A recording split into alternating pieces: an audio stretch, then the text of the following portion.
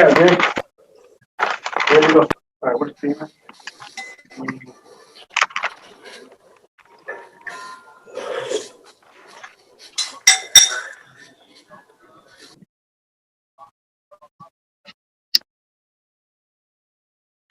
Why is the on here?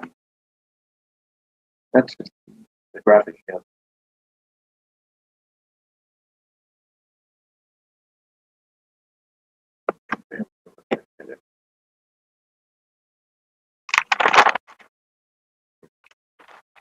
You know where to go.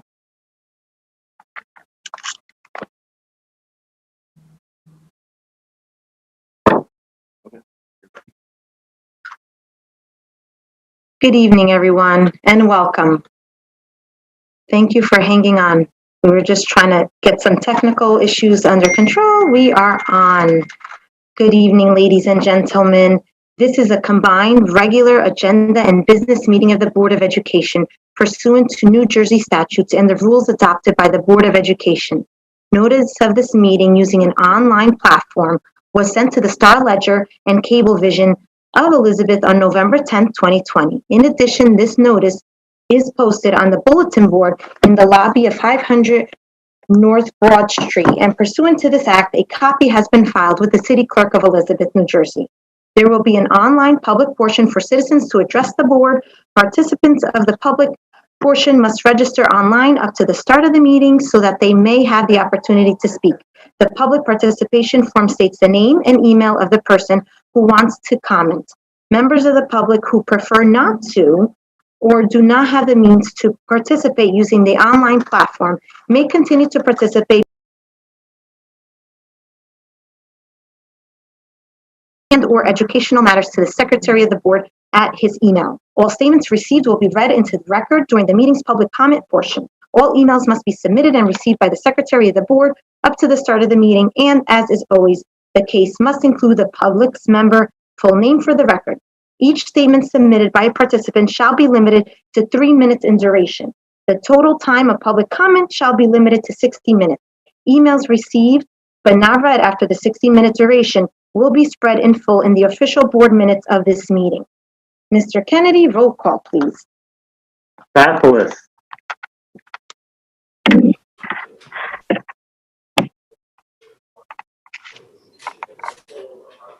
Here. Carvalho. Here. Everest. Here. Hernandez. Here. Jacobs. Here. Marina Ortega. Neron.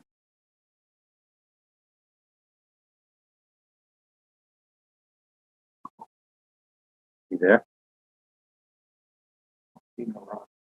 Pastana. Here. And Barbosa. Here. Welcome, everyone, to November 19, 2020. But before I even get into a board meeting, board business, I just want to take a minute. I want to take a minute and have everyone listening to me at this second to stop and take a deep breath. And I want to remind you, each and every one of you listening, whether you're a parent, whether you're a student, whether you're one of my staff, one of our staff here, administration team, board member, even our superintendent, or community member. We have made it through 8 months, it's 8 months, 8 months of the most undesirable, unexplainable pandemic that we would ever have seen. So congratulations and thank you. Never to forget to take that deep breath. And that's coming, straight from me, your board president this year, your pharmacist, your neighbor, your friend. Don't forget to take that deep breath. And we will continue on together as we have. And now we move on and we start our meeting. Before I begin, I do like to highlight how the meeting will proceed so you know exactly what's going to happen at what particular point of the meeting. So now we'll go into my president's focus, and then I have created a topics concern section, things that have come to us as board members, as community members, concerns that we've heard from parents, teachers, students. So I want to just, and there's 4 particular topics that I'm going to go through, and I'm going to have our superintendent help me through. And that is our first topic. We're going to get into, our credits. We're going to display our help desk, IT hours. We are going to have a small orientation about our insurance that I know a lot of employees have questions about, and then some even questions about our EBT PBT program that was was happening before. Some people have been questioning about what our connection is with our district. So we're going to have that short topic of concerns. Then we'll go into our public speaking. We'll have our very own, after that, our public speaking, Peter Vassar, do our HIB self-assessment of our schools that we yearly do every year, and it's that time of the month. And then after that, we'll go into private session with my board members. But before that, we'll go through our agenda like we do, private section, and then we'll come out into our board and voting. So that's how tonight looks. All right. So as we begin, I want to again take this minute to highlight particular things that have been happening and that I'm tremendously grateful for, especially our team out there. And I'm going to start with our food services department officially reached 1.5 million meals, and that was served to our Elizabeth Public Schools through our Grab and Go breakfast and lunch program. When we started as 60 workers making meals at 8 feeding sites in March, we began to navigate and we made unprecedented circumstances work. Now we have efficiently 267 food service workers making meals at 30 different sites to provide an immensely valuable service to our families. And we know that that was one of our biggest concerns, and we always focus on having our children fed. As of November 16th, they officially have served 1,630,000 nutritious meals that are keeping our students healthy, strong, and growing. Also on November 9th, we have successfully reopened our in-person instruction for our students. And I definitely want to highlight this. The work, the time that went into our autism program is out of this world. It took a great amount of preparation, effort, diligence by so many, and we made it happen. We wanted to try it, we made it happen, and we successfully have the parents that have chosen to send their children to school. We have successfully brought to life our autism program. We are so excited to welcome and have those students back and look forward to possibly welcoming back more students of our special education program as responsibly as we reopen our schools, with placing, of course, the health and safety first before everything. That is absolutely our pledge. The next step to phase 2 of the reopening will only take place if those plans align with, again, the current guidance and mandates of our local and state health officials, as well as the metrics we analyze to help guide our decisions. As we reach those decisions, we will be sure to share with all our learning community as we get to them to organize so that you understand what comes next. Now, to all our team members, our superintendent, Hugo Meyer, members of the central administration, our instructional supervisors, our support staff, and our operational staff, and especially our teachers, I am so incredibly grateful for the sacrifices and extraordinary efforts you all make to keep our students learning and growing. Those efforts have become significantly more important since remote learning began back in March, 8 months ago, and you continue to meet and exceed our expectations. Our community is so fortunate to have amazing people who devote to excellence. I cannot thank you enough for doing all that you do to keep, as I always say, education going. And so moving on, I like to just also take a minute to recognize our Elizabeth High School marching band that was able to perform its full 2020 program, We Will Never Disappoint, for the first time in front of the family and friends on our Williams Field, and it was just this past Saturday. And also the Elizabeth varsity boys soccer team has been excelling at the Williams Field, making another deep run in the state tournament this fall with 3 wins since last Friday, including today's 5-0 victory over North Brunswick. Great job to all the members, again, of starting with our autism program, our marching band, and our EHS boys soccer team. Also, this past Wednesday, I would be remiss if I didn't mention November 11th, our schools and our offices were closed in observance of Veterans Day. On behalf of the board, I would like to thank all our past and present servicemen and servicewomen from Elizabeth and all parts of the United States who are currently stationed all throughout the world. Thanking you for the personal sacrifices you have made to help protect our country and our freedoms.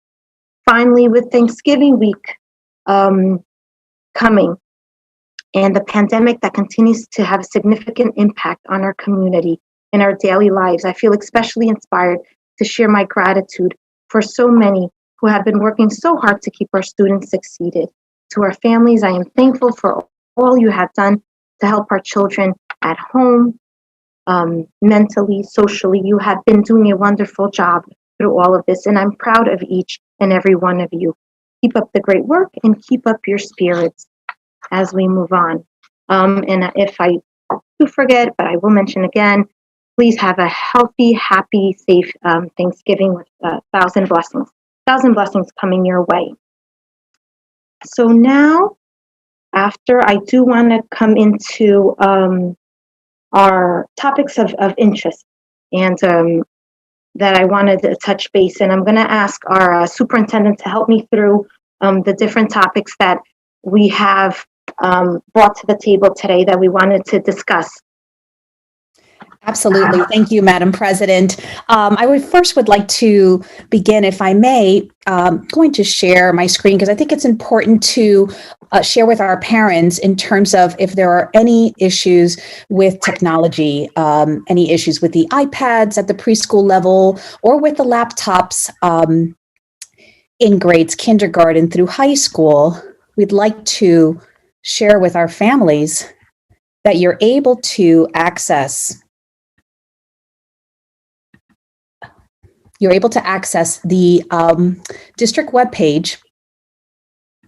And on that district webpage, you're able to scroll down and you're going to find information with regard to our Reopening Together plan, with regard to our return to phase 1. And as you can see here, you're able to click on the box technology. When you access that box, it brings you right to the first page, the overview. And I'd like to share with our families, if you are experiencing any technical issues with your laptop, with your iPad, with internet connectivity, please contact our technology support hotline. And as you could see, the phone number is listed there, 908-436-5065. You can also forward an email to our help desk and also send a trouble ticket by logging into your child's school email and password and access also this website.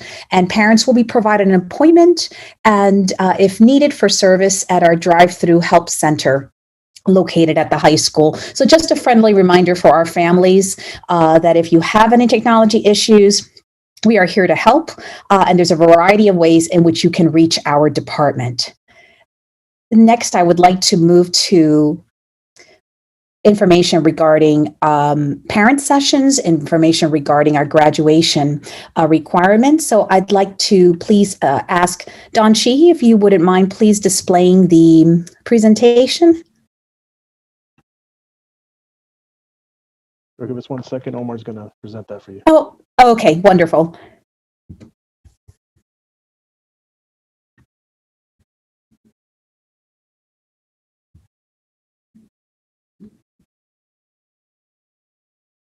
Okay, wonderful. So this evening, as part of our agenda, we have the second reading of our Elizabeth Public High School's high school graduation requirements policy, Policy 6146, that went into effect on September 1st. So we'd like to be able to share some information with our families this evening.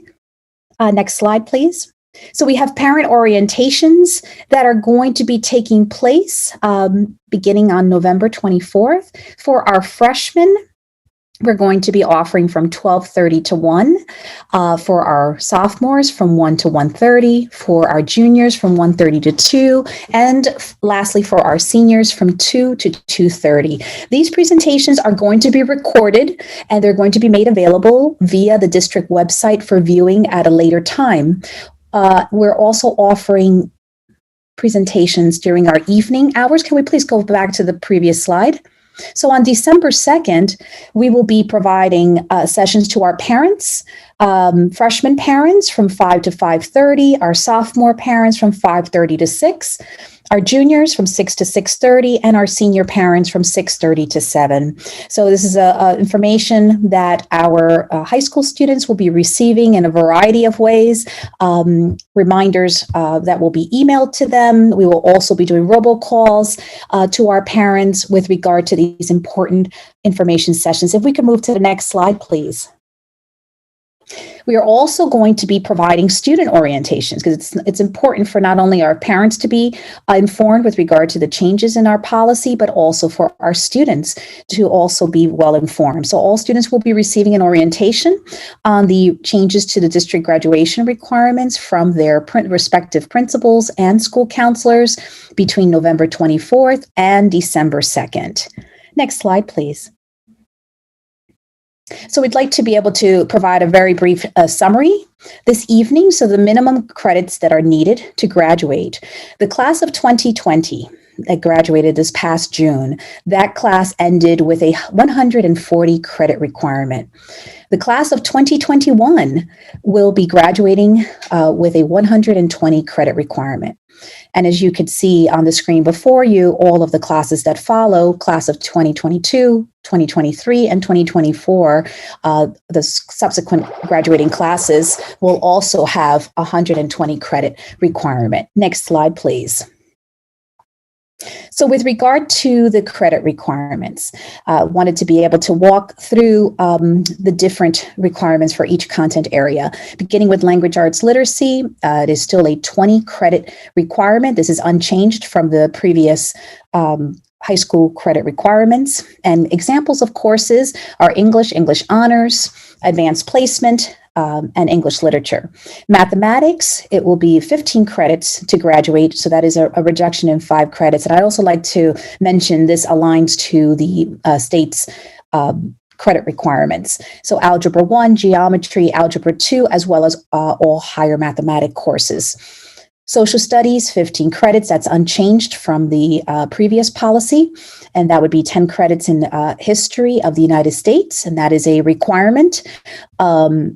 And also 5 credits in world history. Science, it will be 15 credits, which represents 5 credits less from the previous policy.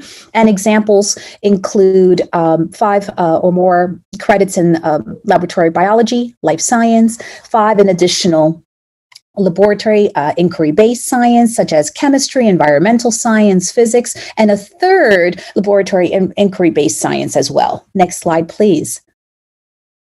Financial literacy is still the same requirement as in our previous policy of 2.5 credits. Physical education, health, and safety is still 16 credits. That's unchanged, and that is a requirement in code. Visual and performing arts, unchanged as 5 credits. That includes courses such as drawing and painting, chorus, concert, band, photography. 21st century life and careers or career technical education is 5 credits. That's also the same as in our previous policy. And courses such as music technology, commercial photography, automotive technology. World language is also a 10 credit requirement that is unchanged from our previous policy. We offer Spanish, French, Italian, and then electives. The credits will vary based on the student's interest. And examples include guitar, computer science, AP psychology, and those are just a few of the many offerings that we provide at each of our academies. Next slide, please. At Elizabeth High School, French A. Ciccarelli Academy, we will still require 5 additional credits in world language. That is the same requirement that existed in policy prior to this school year, and also a senior project, which also was a requirement previously. Next class. And then grade class status by credits, just to have our parents, and this is the information that is going to be part of the orientation. So if you're the parent of a freshman, the expectation is that your child will earn 29 credits this year. If your child is a sophomore, the expectation is your child will earn between 30 and 59 credits. If your child is a junior, they'll earn between 60 and 89 credits. And if your child is a senior graduating this school year, they will be expected to have 90 or more credits total. Let's move on to the next slide. So examples of class schedules by grade level, you're able to see on the slide before you essentially what a student's schedule would look like. And as you can see, all of the course requirements are captured in each of the grade bands that you see before you. Next slide, please. And I thought it was important to include some of the questions that parents may have with regard to how do these changes impact a student going from 140 credits to 120 credits. So the reduction of the total credits from 140 to 120 has essentially it eliminated a minimum of 1 class period per year from a student's schedule. Traditionally, a student would participate in 9 class periods per day for a total of 40 credits. But under the new requirement, students will participate in an 8 class period per day for a total of 35 credits. This impacts each grade level slightly. In 9th, 10th, and 11th grade, students would be required to take 1 less elective class. In the senior year, a 12th grade student would no longer be required to take a 4th year of math and science. Although if the student is pursuing a career in math and science, those courses would be available to him or her. So that's important to be able to share that. Second question that parents may have is, how do these changes impact college preparedness or college applications? And in answer to that, the Elizabeth Public Schools is we're continuing to maintain a very rigorous course curriculum and catalog. And students that are wishing to participate in additional courses beyond their requirements will still have that opportunity. Our course catalog continues to meet the necessary components for college preparedness and admissions, and our counselors will continue to help our students craft a college profile that fits their individual needs. And this is important for our parents to know that. Another possible question our parents may have, what happens if I already have 20 credits? Am I only a junior? Credits are not the only requirements to meet the New Jersey Department of Ed and also the Elizabeth Public Schools graduation requirements. While many juniors may have the credit requirement for graduation, they will be missing other components to satisfy the graduation standards. And these components include a 4th year level course, such as English 4 or Physical Education 4, Community Service, Financial Literacy, and other potential individual courses. Another question that parents may have is, can I still take additional years of math and science as an elective? Each high school develops their course schedules, and they're going to be meeting the needs of their school based on the student's request.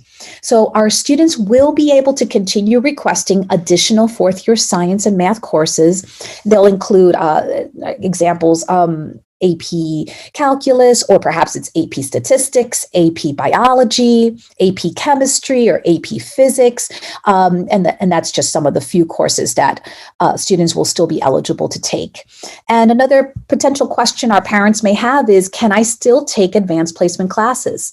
The Elizabeth Public Schools, we are maintaining our commitment to offering highly rigorous college level courses, and that includes advanced placement. So all of our high schools will continue to offer advanced placement requests, and students are going to continue to be able to request these courses during that appropriate time where students are interacting with their counselors in terms of setting their schedules.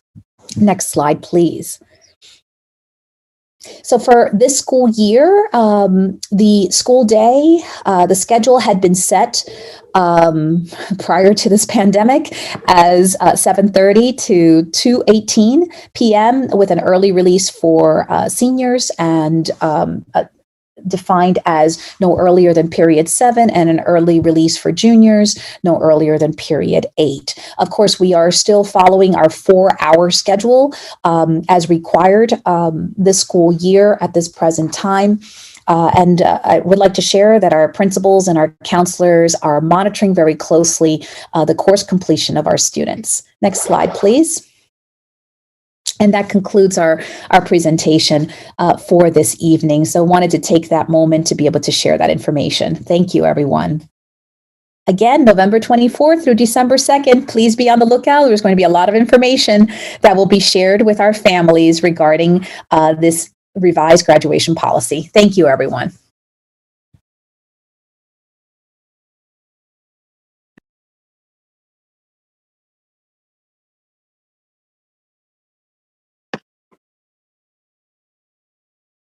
Thank you, Olga. Thank you. I thought it was important. Just these things have come up.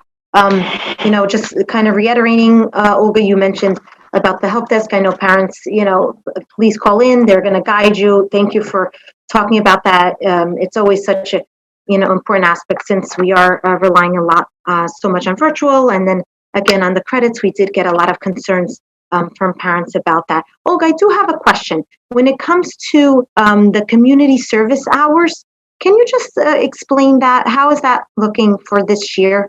Certainly, we are being very supportive of our students this year, considering that we are virtual, and we just recently made the announcement this last week with regard to extending our remote instruction through February 5th. At this present time, we are going to be waiving the community service requirement, and I think that this is exactly what we did last year.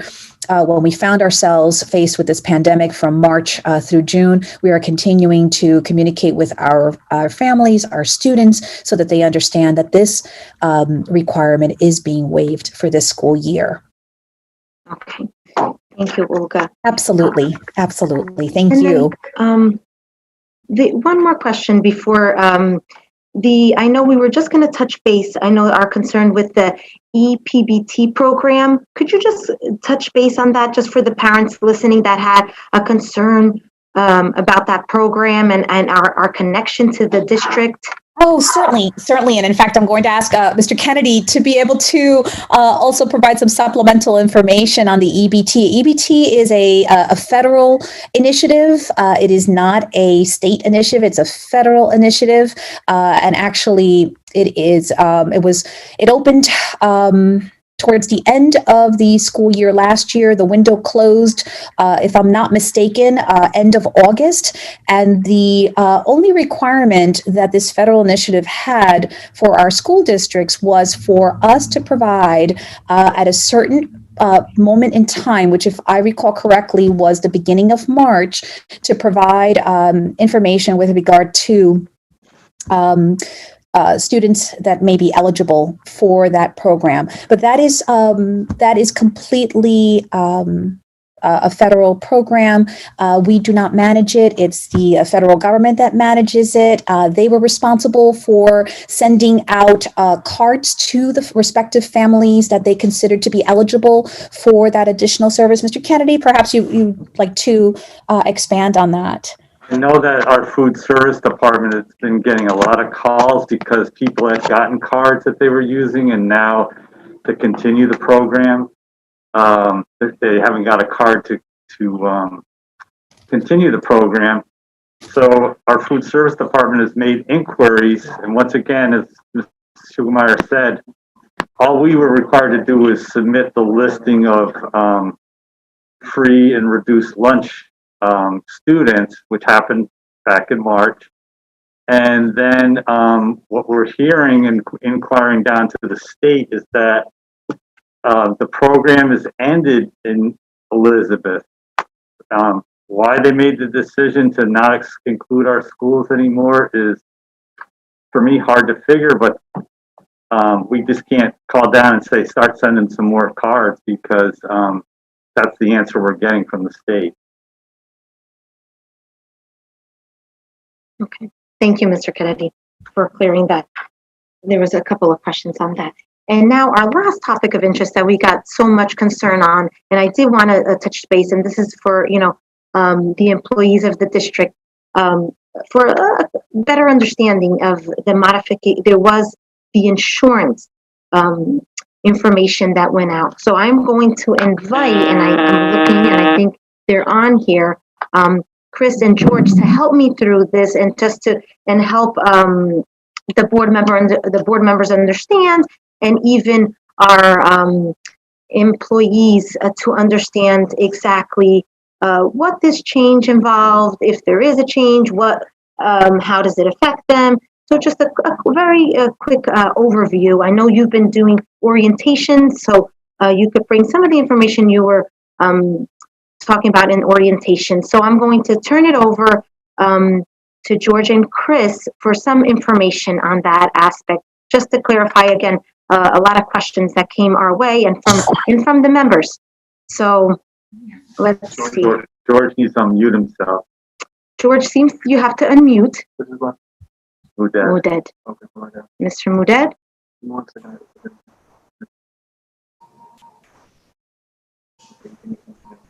And Mr. Grisano. Hi. Hope everyone's doing well. I know Mr. Muded is here. There he is. Yes. Sorry, the host had disabled my audio and video. Hold on.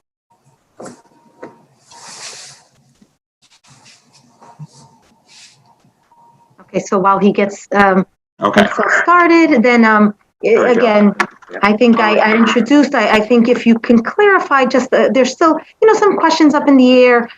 So if you can just give us a quick overview, and even for the board members and for our employees and staff that still continue to have questions about this.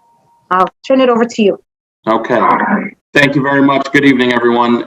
So on July 1st of 2020 this year, Governor Murphy, in a collaborative effort with the NJEA, signed PL 2020 Chapter 44 into law.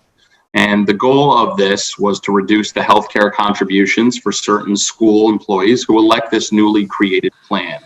And it's called the New Jersey Educators Health Plan, the NJEHP.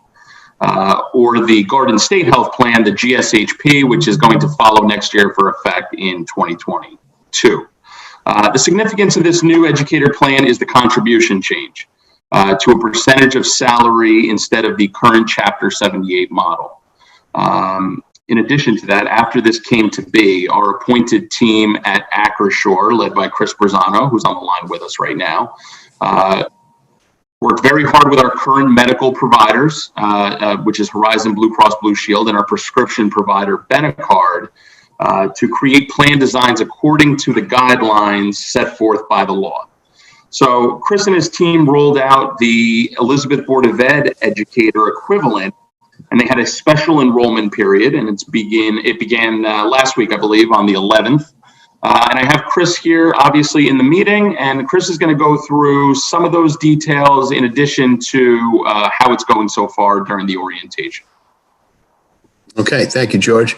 Well, good evening, everyone. And I'm just going to start by apologizing ahead of time if my dogs bark in the background, but we're all getting used to this Zoom session. So that being said, George is absolutely correct. We've started this open enrollment. It's actually a special open enrollment process, and it's not something that was dictated by the Elizabeth Board of Ed. This was dictated more of the new law that was enacted for July 1st. And this is really the biggest portion of it is the affirmation selection process. So it's, when I say open enrollment, this is more of people really looking at this and making a decision. We need to get forms signed by everyone that is currently there on the plans today. So that's a significant thing. So my staff and I have been holding, obviously we had 3 meetings this week, Zoom meetings with Mr. Kennedy running them. I think they've actually went quite well. We've answered as many questions as possible. My staff is still available to answer most of all of the questions at any point, given if these people want. So they do know that they can send their questions directly to Elizabeth Board of Ed, Elizabeth BOE at acrisure.com.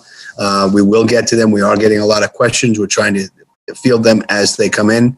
I can tell you this: the plan it's okay. It's look, you have to understand the way your current plan designs are set up. You have current 6 plans in place today. We are not eliminating those 6 plans. We're merely just adding the new Elizabeth Board of Ed educator plan onto the 6 plans as the law states we have to do. So that being said, there are no best or worst plans. I cannot tell you that there are. These plans are all designed for anybody's individual and family needs. And I've said that during the open enrollments as well. So as far as the process is going, we're about 4 or 5 days into it. We've got several responses. We are tracking them. And because this new plan is based on salary bracket, the form that we actually designed for the Elizabeth Board of Ed, the first question is what salary bracket you fall into. And we've listed them 1 through 8 to keep them somewhat confidential, as people do not want their salaries out there.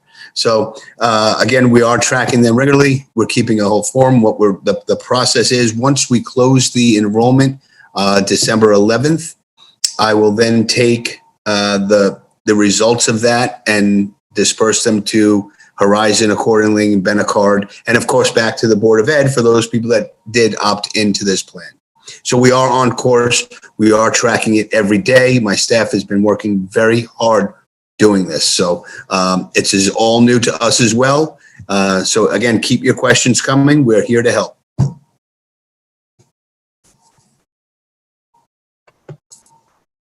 Board President, I think you're on mute. I think you're muted. Oh, yes, I was. So just to reiterate, if they do have any additional questions, they do send it to you. Can you just one more time repeat? So when what is the date that they have to fill out their form? Their forms are due back no later than I would say midnight on December 11th, 2020. So, and the reason we're doing it that way, and I'm sure there are going. Hold on a second, Jack.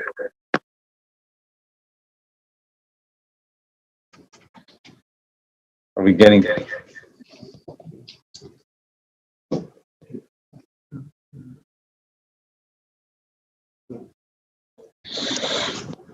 I'm sorry.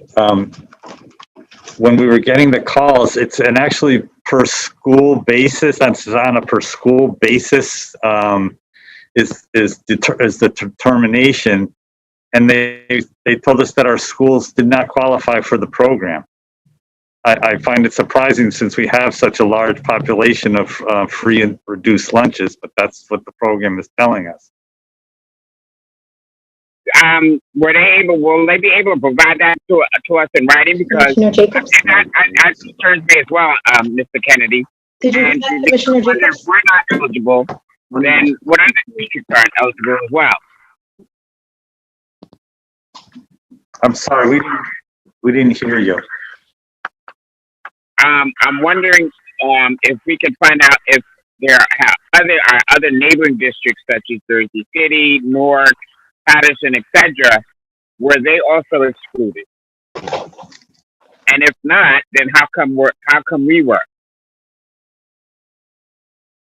Yeah, that's something that needs to be done.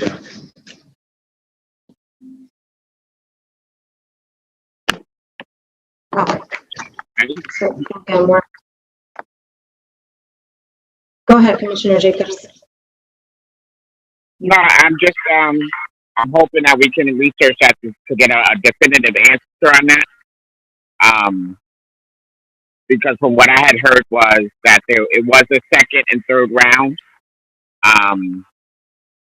I know we have residents that were very interested and concerned about getting these benefits. So that's just my concern. Thank you. Thanks, Commissioner. Mr. Kennedy is on it and will report back. Madam President, Yes, Commissioner Moreno, go ahead. good evening, everyone. First, I want to say thanks to our President, Diane. I really appreciate how you start this meeting today with your president focus and express to the community topics of interest, concerns, and announcement.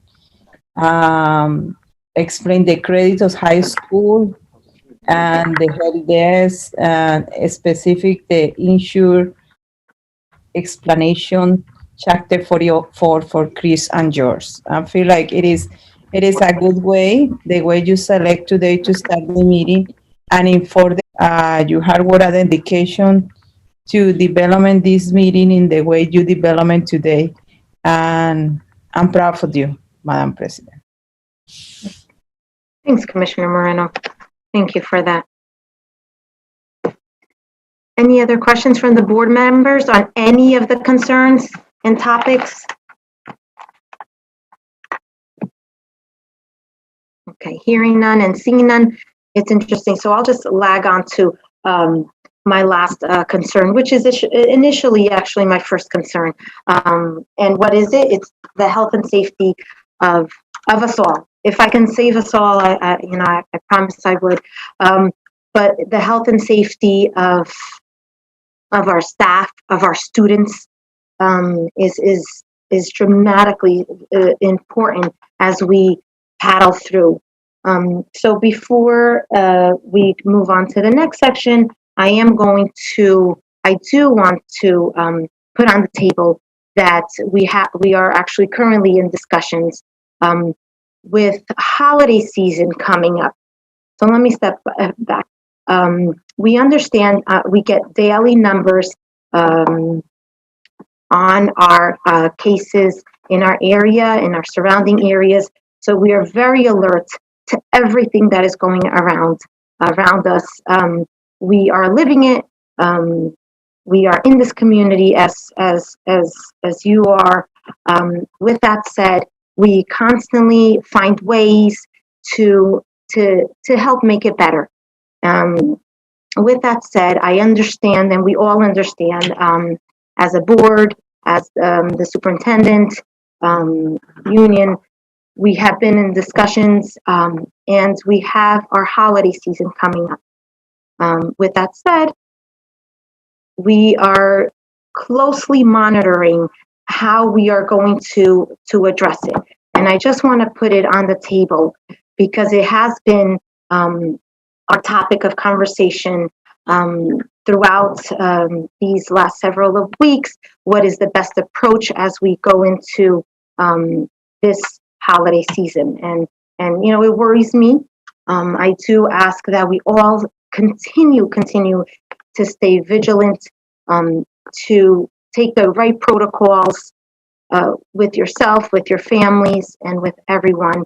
When you're coming to the workplace, whether at home, whether with your children, to take the correct protocols to keep your immune system as strong as you can. God bless us all as we enter this phase. We will get through it. All right. The final decision of what it looks like is actually going to be further discussed. So I'm not going to put anything out there right now, but just know that we hear you, we live it with you, and we understand and we care about each and every person that is walked in our district, whether it's our autism students that have chosen to be in person, whether it's our staff members. So we are continuing these conversations, and we will come back to you with more information. And now I think it's going to be Mr. Kennedy. I think we're time to with that said, I think I want to, yes, wait no longer. I know we have a couple of people waiting. I am going to read the statement. But before that, I still want to just reiterate one fact and what we were initially, again, we're going to discuss, I already said we're going to discuss a little further. We've been in discussions with the unions and then trying to find the best approach to approach this holiday season. Now, next, let's jump into our public speaking, and then we'll come back to furthermore. Don, I'm going to need your help to make this run as smooth as possible. At this time, the meeting is open for public comment online to those who have registered with the online participation form prior to this session. I shall call individuals to participate based on the order of the sign-in. Each statement made by a participant shall be limited to 3 minutes in duration. The total time of the public comment shall be limited to 60 minutes. No individual is able to yield their time to another individual. All statements shall be directed to the presiding officer. No participant may address or question board members individually. The following rules for public participation shall apply. There's time limits that will be strictly enforced. No personal attacks on individuals. No vulgar or indecent language. A person may address the board no more than once during a single meeting. Speakers should refrain from naming individuals. Comments or questions posed during public participation will not be debated. As a reminder, this is a meeting of the board in public, not a meeting of the public. If we do get to the 60-minute public comment period and it expires before all the registered online participants have been called, the remaining participants can email their statements to the Secretary of Board at his email, and they will be spread in full in the official board minutes of this meeting. Okay, so let's start this off. And first I'm going to ask Tatiana Rodriguez.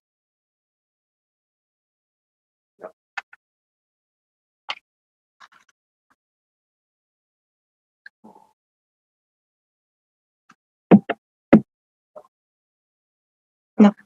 Okay, and then Kason Little. Oh, I see Kason.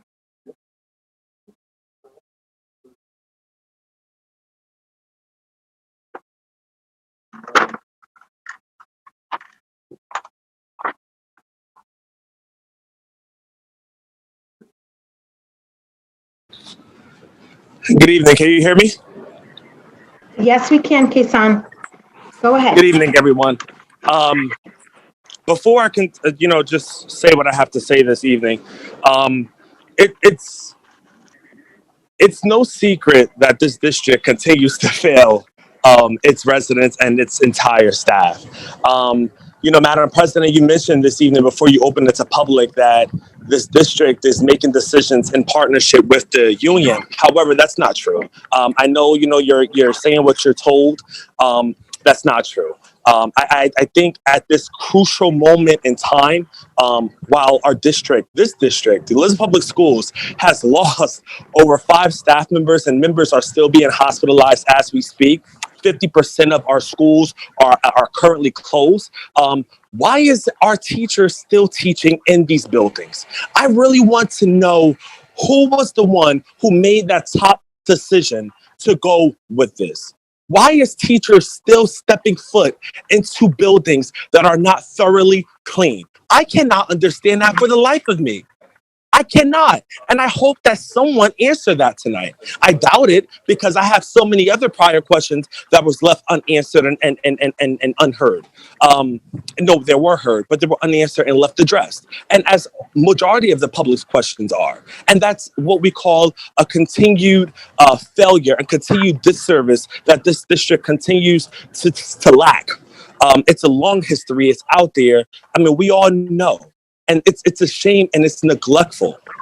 No one deserves this at all. No one deserves this. Our teachers and our staff, security guards, custodians, everybody dedicates their life to this district. And the least they are owed is proper care, proper decisions that include them, that include their union. The union has been reaching out to this district left and right, the superintendents left and right. It's disgusting. I mean, please get your acts together. You're not properly servicing anyone. It's really disgusting. I am so disgusted with how this district continues to run. It's like a unjust illegal enterprise because you don't include anyone. You make your own decisions. It's already made. When the public throw you suggestions and recommendations, you say, "Oh yeah, okay, we listen, whatever," but you don't actually take into account and act on it. Madam President, I think how you can best serve, your residents, your residents, and the entire district as a whole, including your board colleagues, is to listen to them and to act on their recommendations and their cries. So I'm going to say, moving forward, to our teachers, our secretaries, our security guards, custodians, all of our support staff. I see you. I care about you. Your union cares about you. But I know that the board right now does not. And we will not stop fighting for you, okay? So thank you so much. Good night. Thanks, Kason. Madam President, Yes, yes. this is Charlene. Yeah. I just want to say I heard the first comment. Thank you for that comment. However, for you to come on this platform and to say that board members do not care and only the union care and only that you as a community member cares and only people in the community cares, that is a bold-faced lie, and I'm not going to sit here and allow you to say that. So I think what you do, your actions goes to show, and it goes to show that. Act on the community's best interest at heart. Kason Little, we have to, no. We're going to, hold on, stop right there. We need to have order. I'm not going to, I have respect. Commissioner. We're not going to go back and forth, and we're not going to disrespect each other. I'm not going to go back and forth. However, I just don't want people to come here and say those type of statements because we are trying our best to do what we have to do. And sometimes it may not look right what you are saying, what the community thinks, but we're trying to do our best. And we, just like Diane said, prior to opening the statement, Diane stated and said that we are having conversations and we were going to go into private session prior to opening up to public session, but we decided not to do that to allow the public to speak. And now we're going to have a private session after to discuss what we should do. That's all I wanted to say, because I don't want people to listen to what community members are saying and thinking that is okay and that is right.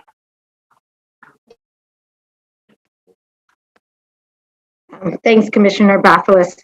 But you know what I am going to add to what you're saying. Indeed, we have a decision. And we have what we're looking for to do, and we're just going to continue on with our public speaking. But please just understand how hard these decisions are and what our job is. We have accommodated for a lot of accommodations.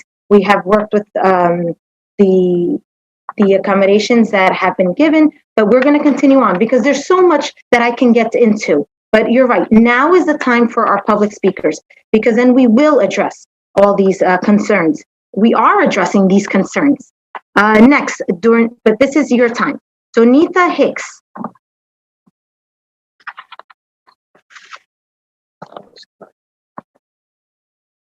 Juliet Menenses.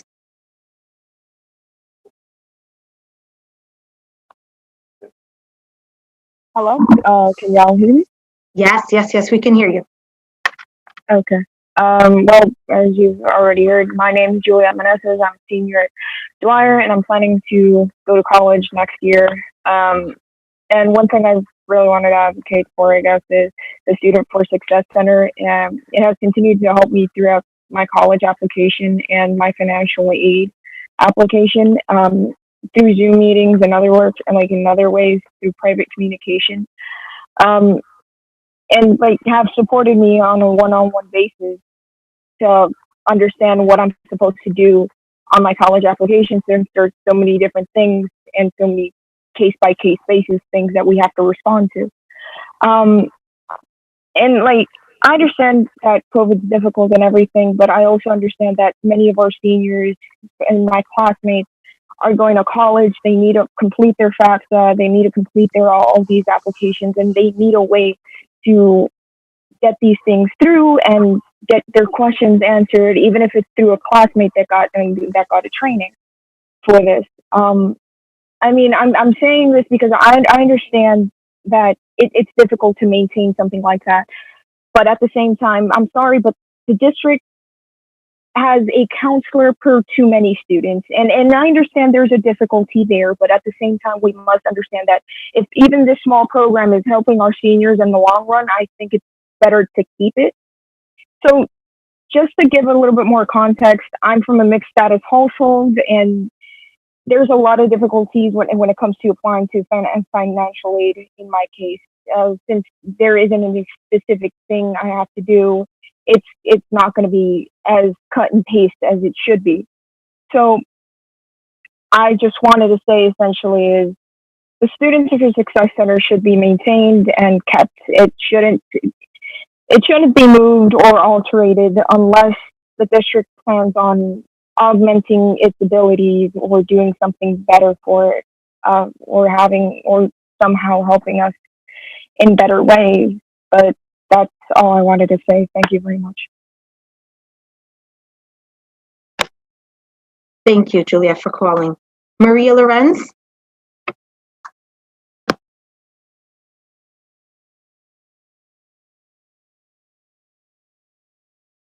Can you hear me? Let me unmute. I can hear you. Okay. Go ahead.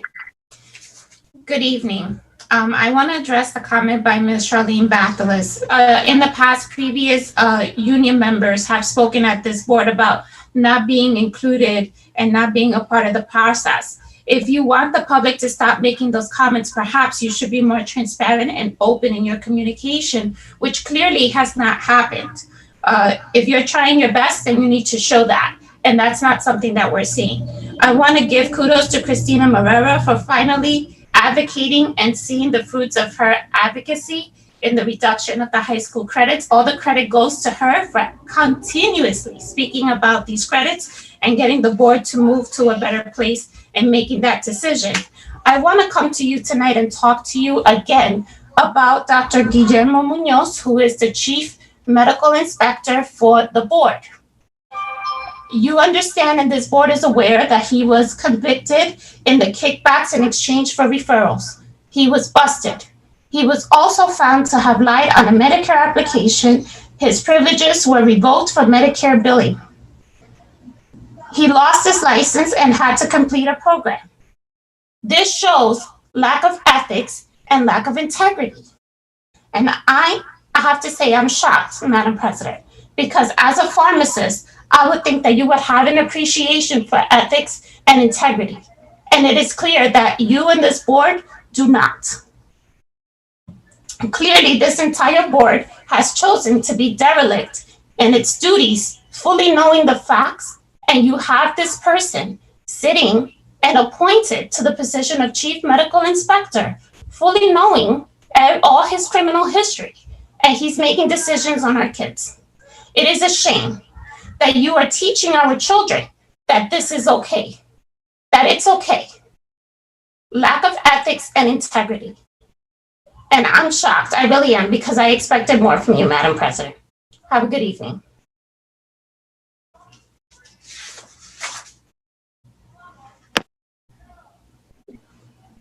Thank you, Ms. Lorenz. Madam President, I would like to respond. To say, okay, absolutely. Go ahead, Commissioner, you first.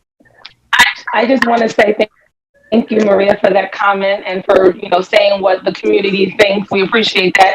However, we have been trying to work with the union, and we're trying to make sure. We had just discussed this today, as the fact that we wanted to make sure that it's like a marriage, a relationship where you want to have effective communication. So we're not. I'm not going to say that we're the best at communicating with the union, because I don't think we are. However, I think we're trying to do our best to communicate with the union, and we're going to keep reaching out to them and keep striving to do a better job at communicating their needs to us and our needs to them. So just wanted to let you know that. Thank you.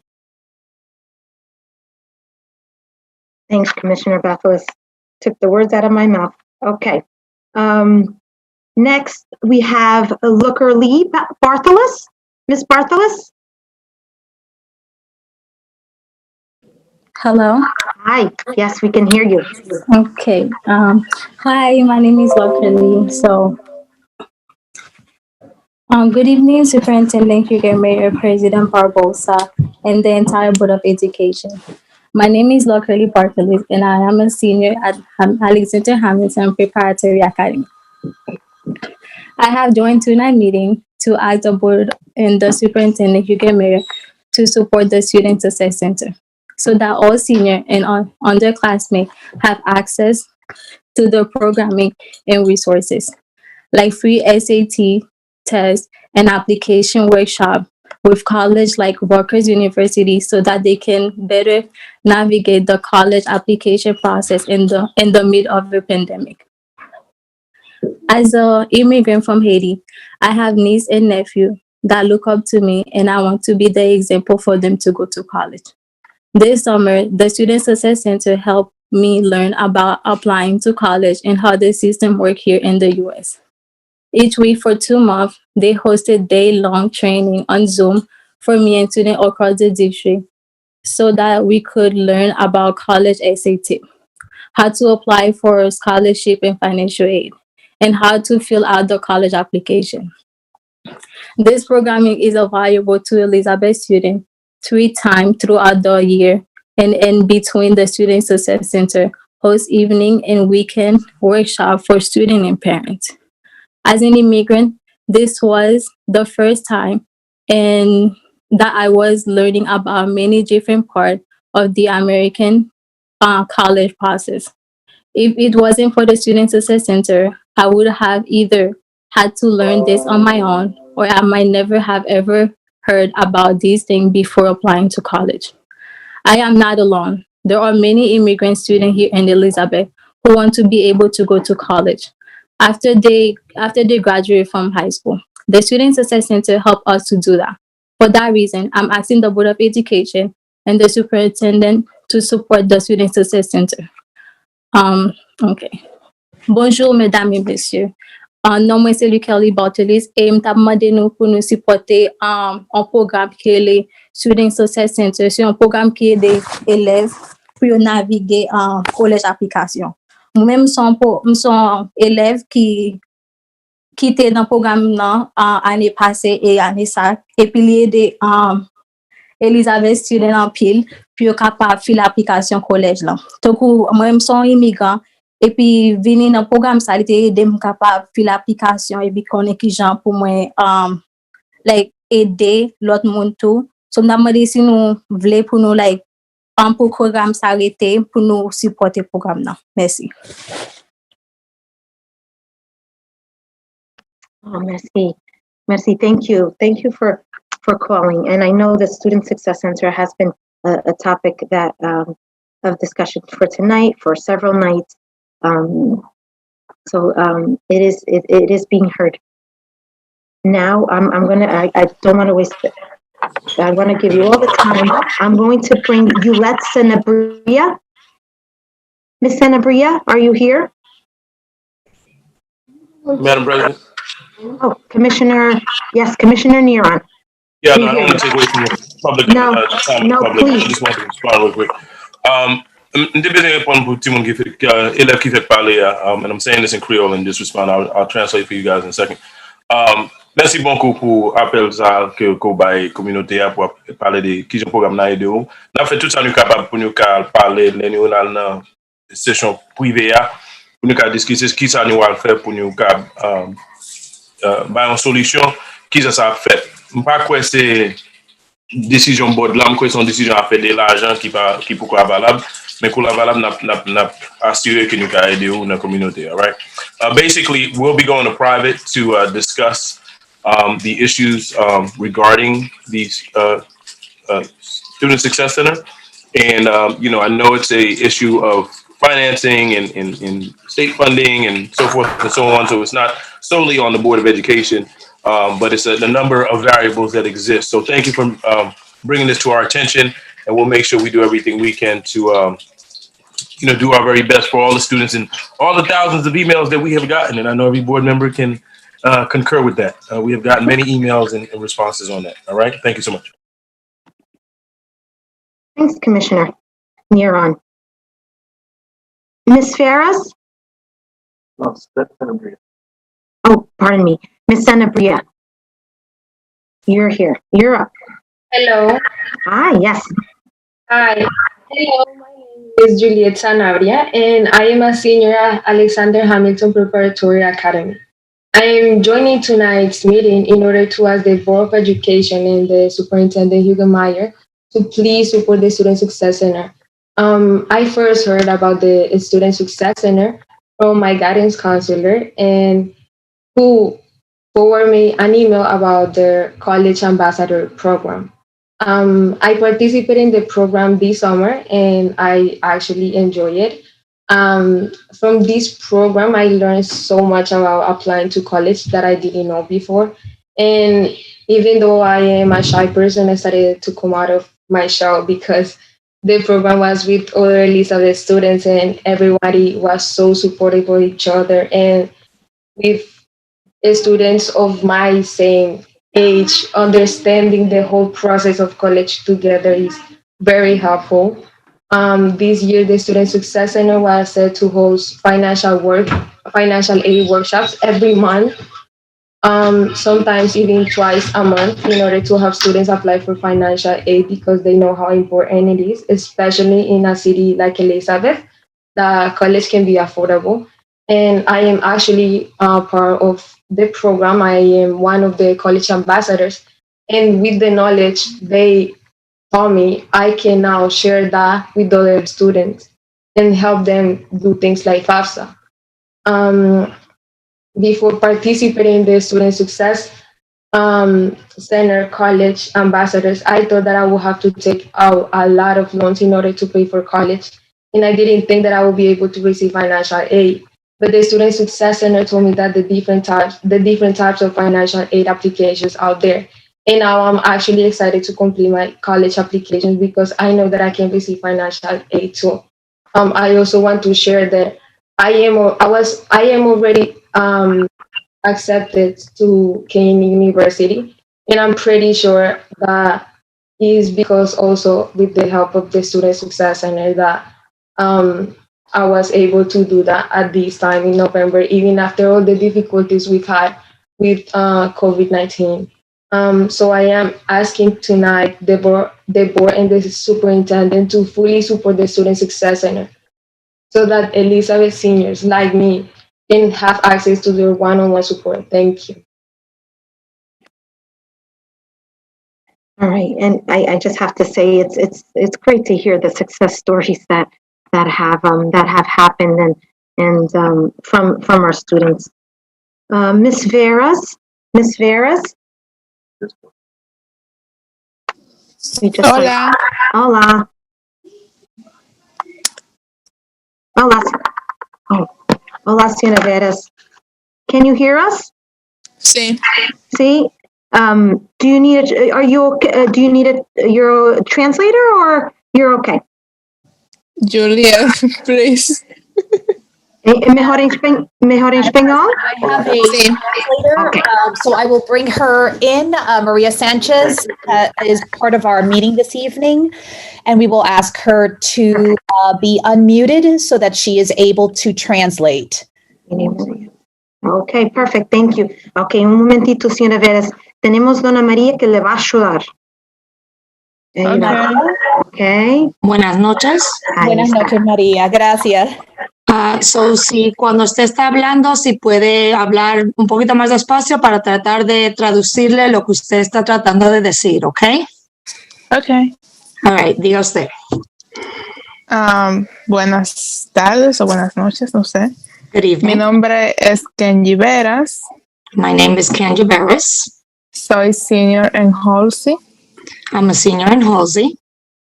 Y estoy pidiendo a la Junta de Educación que apoye al Centro de Éxito Estudiantil. And I'm asking the board to help with the Student Center. Entre llevar las clases online y aplicar al college, en realidad no ha sido muy fácil. In taking the classes online and applying to college, it has not been easy. Yo personalmente no tenía mucho conocimiento sobre qué había que hacer. I personally did not have much knowledge about what I needed to do. La manera correcta de hacerlo y nada de eso. I didn't even know the correct manner to even start to begin the process. Sin embargo, Juliet, Therefore, Juliet, una de las embajadoras universitarias del Centro de Éxito Estudiantil, and the ambassadors from the center me ha ayudado mucho desde el primer día que me contactó. have helped me tremendously from the first day I contacted myself with them. Gracias a ella pude completar mi aplicación de FAFSA. Thanks to her, I was able to complete my application of FAFSA. Y me ayudó también a hacer una lista de college para aplicar. And she also helped me make a list of the colleges to complete. Estoy muy agradecida porque el Centro de Éxito Estudiantil me ha ayudado a aplicar a las universidades aun cuando no sabía qué hacer. I am very grateful that the center actually helped me tremendously to apply to all the colleges because I didn't know where to begin. Thank you. Thank you. Gracias, señora. Gracias, señora Veras. Thank you, señora Veras. Me encanta escuchar las success stories que tenemos de ese programa. Y, oh, maybe Maria, can you help me out with the translation? Señora Veras, just to go back and reiterate that sometimes there's, just like Commissioner Neron mentioned, there are some variables that come into play, but it's wonderful to hear the success stories, and we understand how important this program helped a lot of our students. Oh, I just said a full sentence. It's okay. La señora Barbosa quiere agradecerle por llamar hoy a la noche y expresar todos los eventos que ha tenido el programa del centro, que ha podido ayudar a todos los niños a aplicar a ciertos programas que antes a lo mejor no tenían conocimiento de cómo o a acceder ciertas cosas o no estaban, previstos a ciertas aplicaciones que pueden usar para ayudarle en el proceso del camino a la universidad. Thank you. Thank you. Thanks, Maria. Thank you, Sra. Veras. Miriam Ayala? Miriam? Miss Ayala? Hello. Hello. Good evening, everyone. Good evening. My name is Miriam Ayala, and I'm a senior at Alexander Hamilton Preparatory Academy. The process of applying to college is challenging, especially when we are doing online school and we can't walk up to teachers like we used to. So with the help of Make the Road New Jersey, everything feels more at ease.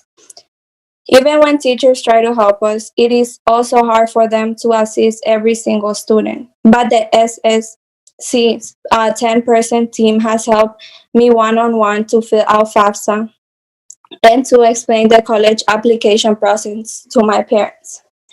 They continuously share relevant information with us, like the deadlines for different colleges. The supervisor himself took the time to review my essay and provide feedback, which I was thankful for.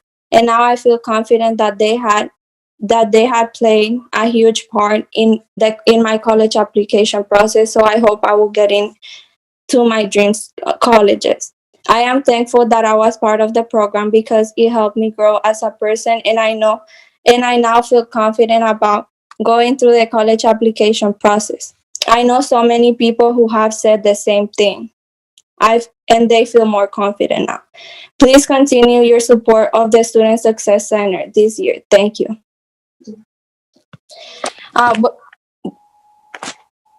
Yes, Miriam.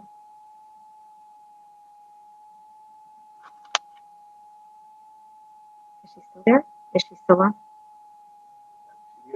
She muted? Okay. Thank you, Miriam, for calling. Okay, I think, yeah, you still had a time, but you're muted. Thank you for calling, Miriam. Lesmar Maccabi?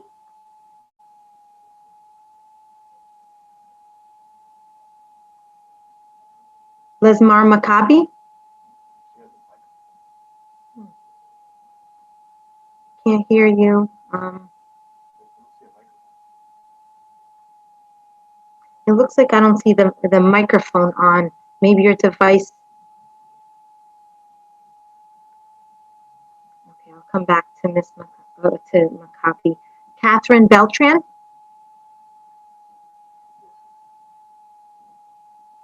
Hi, Miss Beltran. Hello. Hello, Miss. How are you? Good evening, Superintendent Hugemeyer and the Board of Education. My name is Catherine Beltran, and I am a junior at Frank J. Sicarel Academy. I am speaking tonight to ask the board to continue its support of the Student Success Center so that the students in Elizabeth can get the help and support that they need with their college applications. When I was a freshman on FJC, I knew that I wanted to go to college. But it wasn't until I started working with the Student Success Center that I finally felt that I was able to do it. It felt so abstract before. As a low-income student, a first-generation college student, paying for college is a constant worry for me and my family. And with the added stress of the pandemic and so many families out of work or with reduced hours, I know so many of my friends, seniors and underclassmen, feel the same. But with the Student Success Center, I learned not only how to fill out the FAFSA and apply for financial aid and scholarships, but I understand where the money is coming from and how to advocate for myself and my family. That veil of wonder and mystery about the college process is no longer there, and it makes me feel so much more confident. For many students in Elizabeth, we go through high school knowing that we want to go to college, but not totally sure what the application process looks like, or honestly where to even start. Many of our parents are immigrants from other countries, and we can't just ask them to look over a college essay or ask them what colleges to apply for. We have to learn this stuff on our own. Resources like the Student Success Center, which is run by and for high school students in Elizabeth, help make sure the college application process is more accessible to all students in Elizabeth, especially during a pandemic. We text, we FaceTime, we create Instagram live videos. Many of the students at the Student Success Center speak other languages, so we're able to help bilingual students who speak Spanish, Creole, or come home from other countries. And for underclassmen like me, it's a great virtual space for one-to-one support to start thinking about best fit schools and create a plan for applying to big dollar scholarships so that I'm fully prepared for my senior year. I'm asking you to support the Student Success Center so it can continue to help students like me and my classmates who want to go to college, but just need a little help to get there. Thank you. Thank you. Thank you again for sharing your story with the Student Success Center. Lesmar Maccabi. Buenas noches. Hi, buenas noches. Mi nombre es Alejandra Macabé, como ya lo sabe, y soy un senior en la secundaria Helsi, aquí en Elizabeth. Señora Lesmar, voy a pedir a Dona María para ayudar con la traducción, ¿ok? Un momentito. Okay, María. Yes. Buenas tardes. Si podías hablar un poquito más despacio para tratar de traducir todo lo que estás tratando de decir hoy a la noche, ¿ok? Ok, diga usted. Mi nombre es Lesmar Macabé y soy un senior de la secundaria Helsi, aquí en Elizabeth. My name is Lesmar Maccabi, and I'm a senior here in Elizabeth. Quería unirme a la reunión esta noche para hablar sobre mi experiencia con el centro estudiantil. I'm joining you in this meeting tonight to let you know about my experience with the Student Center. Y la bastante ayuda que me han dado. And the abundance of help that it has become to me. Hace algunos meses llegué a Estados Unidos. Mi familia a few months ago, I came from another country to the United States. Mi familia vino a este país para que yo tuviera mejores oportunidades. My family came to the United States so I could have better opportunities. Como estoy en mi último año de la secundaria, para mí eso significa asistir a la universidad. Since I'm a senior in high school, for that means that I must be assisting the university in the upcoming year. Sin duda, estaba muy confundida sobre el proceso de aplicar y asistir a la universidad aquí en los Estados Unidos. Without any doubt, I was extremely confused about how the process of applying would be here in the United States. Y mis padres tampoco sabían cómo navegar en el proceso. And my parents were not aware of how the process would also work. No fue hasta que comencé a trabajar con Selva, una de las embajadoras universitarias del Centro de Éxito Estudiantil. It wasn't until I worked with Zelda at the Student Center que finalmente sentí que podía asistir a la universidad. that I finally felt like I was able to go to the university in the upcoming school year. Ella me ha ayudado mucho con mis ensayos y mis aplicaciones. She has helped me tremendously with my essays and my applications. Y para mí es un gran beneficio recibir ayuda en español. And for me, it's an extreme help to receive support in Spanish. Le pido a la Junta de Educación que continúe apoyando el Centro de Éxito Estudiantil para que estudiantes como yo, estudiantes bilingües recién llegados a este país, también puedan recibir ayuda que necesitan. I beg the board this evening that if you could please support the Student Center so that students like myself, bilingual students that came to the United States, will be able to assist the university in the upcoming year. Durante una pandemia, es bien importante que los estudiantes bilingües puedan recibir ayuda del Centro Estudiantil. During this pandemic, it is very important that the bilingual students will receive some supports to help them. Gracias. Thank you. Thank you. Gracias, señora, por llamar. Thank you for calling, Lesmar. Wilmar Rodriguez? No, Wilmy Rodriguez. No, Wilmy Rodriguez. Lina Lorota? Can you hear me? Yes, I can hear you. Go ahead, Lina. Okay. Good evening, Superintendent Hugo Mayer, President Barbosa, and to the entire Board of Education. My name is Lina Larrota, and I'm a senior at Alexander Hamilton Preparatory Academy.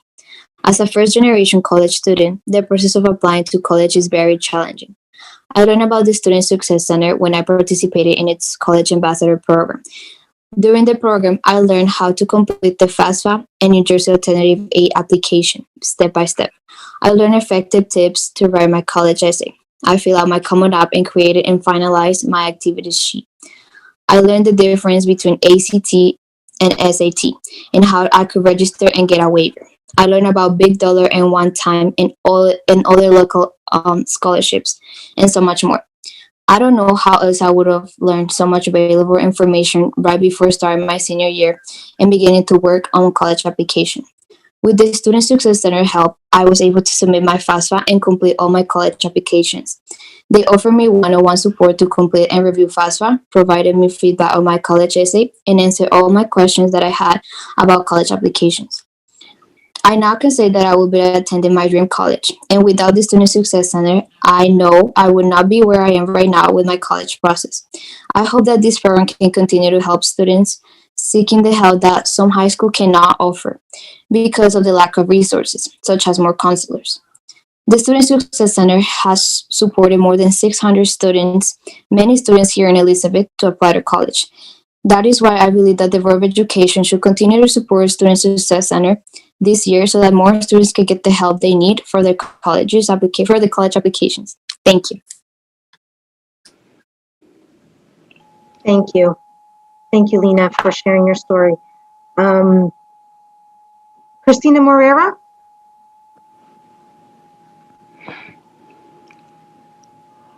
Hi, can you hear me? Yes, we can, Christina Morera. Hi, good evening, everybody. I had a whole speech written out and I had to scrap it. So I'm just going to say that, Madam President Diana, you always cease to amaze me. You have risen to the occasion to be a leader for this board. And what I saw tonight, these topics of interest, I have been waiting to happen for the last 5 years. When parents and community members bring concerns and they are not addressed, it leaves a feeling of that we aren't being heard. And so you created this platform, and I thank you so much for addressing many of our concerns. Madam Superintendent, I am happy that you finally addressed the graduation credits. I'm happy that they have been reduced. This is something that we have been advocating for. I came to the last board meeting and I asked the board and you to answer that question. And unfortunately, I had, as a parent, to open request that information. So I am happy that you did do the right thing by the community and presented that information. I'm hopeful that that information will be posted on the social media pages and emailed to parents such as myself who has a student at the high school level. I'm also glad that, again, something else that we spoke about was the help desk information. And while you did point out that it is embedded in the website, it is difficult for parents to find that. So again, putting it on the Facebook page and the social media pages, and using your text message component to send that information out to parents, because we are still getting parents that are not aware of that information and asking us these questions repeatedly. The other thing was the PEBT cards. Again, this was something that I brought up at one of the board meetings, and it was kind of left unaddressed. So I'm very glad that it was addressed. Although I'm a little confused by Mr. Kennedy's answer and his lack of follow-up when he was told that the program ended in Elizabeth. From my understanding, any school district that was fully remote for 5 consecutive days was eligible if the paperwork was submitted. So the fact that Mr. Kennedy was told that we did not qualify, and yet there was no follow-up question as to why we did not qualify, is a little befuddling. So I'm hoping that we can get a little bit more clear clarification, because again, we are a district with, you know, a large percentage of free and reduced lunch applicants. Many of our parents have been asking about this. So hopefully we can get a little bit more follow-up to that. But I'm glad that these concerns and issues were addressed. And I'm looking forward to also having a plan presented that if and when we do go back in February, what is that going to look like? How are we going to make parents feel safe to send their children back to school? I would love to have my children go back to school, but I need to know that there are protocols and procedures in place to assure parents that they're going back into a safe environment. So I hope that that information is forthcoming. Thank you, and have a happy Thanksgiving. Have a happy Thanksgiving. Thanks, Christina. Dana Chacon. Dana Chacon. Hello, can you hear me? Oh, yes, we can. Yes. All right, thank you so much. So good evening, Superintendent Hugo Meyer, President Barbosa, and the rest of the Board of Education. My name is Dana Chacon, and I'm a junior at Frank J. Sigurel Academy. I am joining tonight's meeting to ask the Board of Education to continue the support for the Student Success Center. Like several of my peers who have spoken tonight, I am an immigrant. Unlike many of my peers here in Elizabeth, I will be the first person in my family to go to college. For many years now, I've known that I wanted to go to college. But as a first-generation college student, I couldn't ask my parents just for advice or help. I was always looking for ways to get a head start and not just push off thinking about college until my senior year. And when I learned about the Student Success Center, I felt a huge sigh of relief. Through the Student Success Center, I could begin to learn about scholarships and applications, essays, even though I had just finished my sophomore year. When I told my friends this year what I did over the summer, they all said that they wish they had also participated in the summer program. As a junior, I'm asking the Board of Education to support the Student Success Center because it helps not just seniors, but also underclassmen students across all high schools in the districts learn more about applying for college and fully prepare them so that they can successfully go through the application process once they're seniors. Para los que hablan español, buenas noches. Mi nombre es Dana Chacón. Soy una estudiante de la secundaria de Frank J. Sigurel Academy y estoy hablando esta noche para pedir a la Junta de Educación y la Superintendiente que apoyen el Centro de Éxito Estudiantil a todos los estudiantes aquí en Elizabeth. Soy una migrante de Colombia y mis padres vinieron a este país para que yo pudiera tener un mejor futuro. El Centro de Éxito Estudiantil ayuda a los estudiantes con sus aplicaciones para la universidad, la ayuda financiera y las becas. En el año que viene yo aplicaré a las universidades, pero ahora tengo miedo del futuro porque hay la posibilidad que no pueda tener acceso al Centro de Éxito Estudiantil para ayudarme con mis aplicaciones. This SSC is the only program in this entire district specially designed to help students with their college applications, and its singular focus is exactly what we need during the pandemic, a space for resources that are dedicated to thinking critically and creatively about how to maintain a college-going culture and connect with seniors one-on-one to keep energies high as it relates to life after graduation and providing extra hands to our incredible and overwhelmed guidance team. Please, please support the Student Success Center. Thank you so much. Thank you, Ms. Chacon. Thank you for calling in and sharing your success story. Esther Carrera? Oh, Esther, you're on.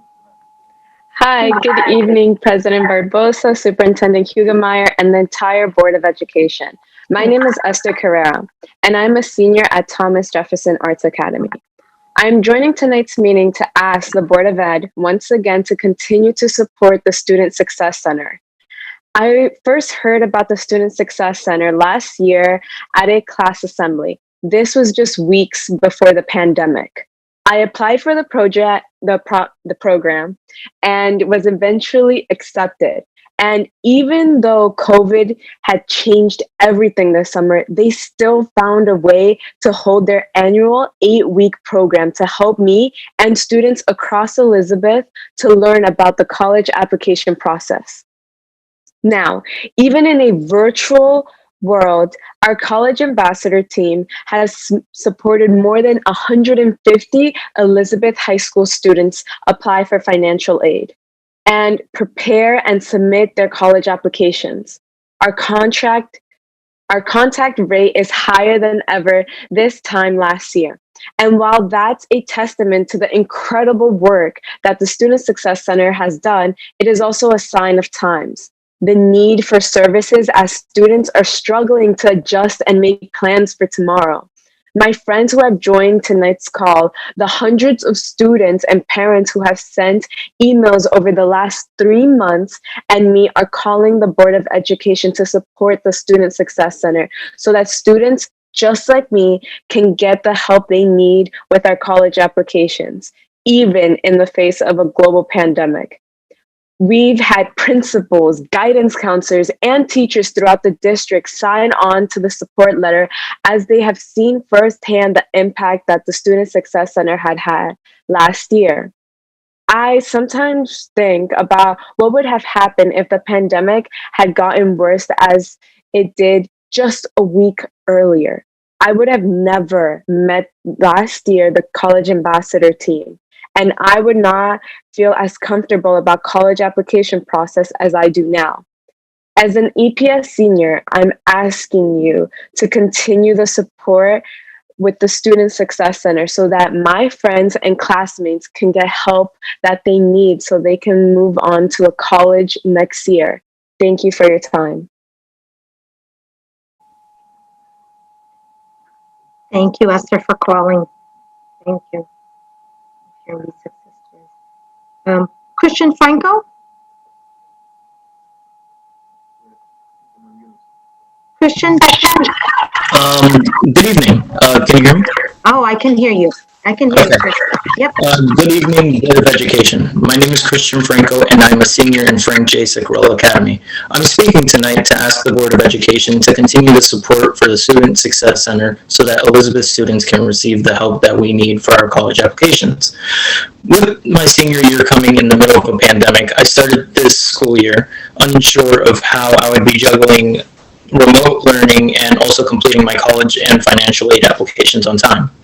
But once I started working with Selva, one of the college ambassadors at the Student Success Center, I felt much better about my college applications because I knew that I had someone who would be there to help me with the process.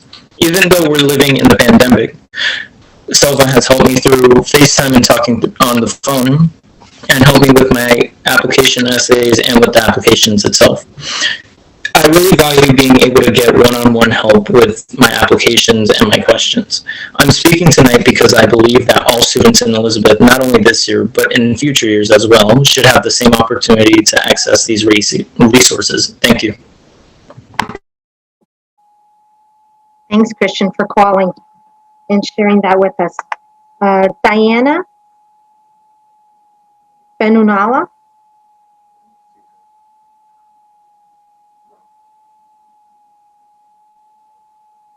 Diana? John Griffin?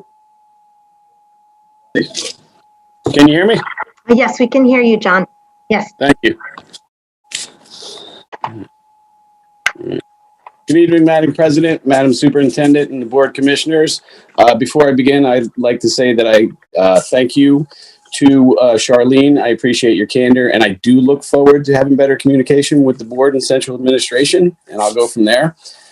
On October 30th, I sent a letter to the superintendent and to all the commissioners that you're aware of, requesting that the instructional staff be sent home to conduct remote learning and that our support staff be placed on staggered shifts in an effort to reduce building populations and prevent or limit the spread of COVID-19 to our members and their families. To date, no one has formally addressed the content of that letter with me. So tonight, I would like to share it with the community so they are aware of the impact that COVID is having on the members and the district as a whole. The letter reads as follows. Madam Superintendent, as you are aware, Elizabeth and surrounding towns in Union County are experiencing the highest COVID-19 numbers in months. Recently, the rate of infection has been growing rapidly. This may be the harbinger of the spike experts have been predicting since September 11th. The district has had to close schools number 2, 3, 5, 7, 8, 15, 18, 20, 22, 28, 30, 51, Jefferson Academy, Edison Academy, Dwyer Academy, Halsey Academy, J. Christian Bulwich Finance Academy, and the cafeteria at School 1. To the association's knowledge, there has been an average of almost one staff member infected per school day since all staff returned to their work sites on September 9th. Up to present, the district has been following CDC guidelines, at times exceeding them. However, these precautions have done little to nothing to slow the spread despite the best efforts of the district. We feel that it would be prudent at this crucial juncture to minimize the building populations in all our facilities for the foreseeable future. It would be in the best interest of everyone involved. We respectfully request that all instructional staff who can work remotely do so for the remainder of 2020. Furthermore, all support staff deemed essential to the day-to-day operation of the district should be returned to a staggered schedule. This will drastically reduce building populations, minimize exposure to our employees, and hopefully help prevent or slow the spread of the disease. Since this letter was penned, schools 1, 6, 9, 14, 19, 25, 26, 27, 29, and Hamilton Academy have had closures due to positive cases. Some schools have been closed multiple times. There have also been closures or partial closures at the Mitchell Building, the Welcome Center, and the warehouse. In total, 27 of our schools and 29 of our buildings have been shut down, and cases have been reported in 30 buildings that we are aware of. I implore you to do everything in your power to keep our members safe.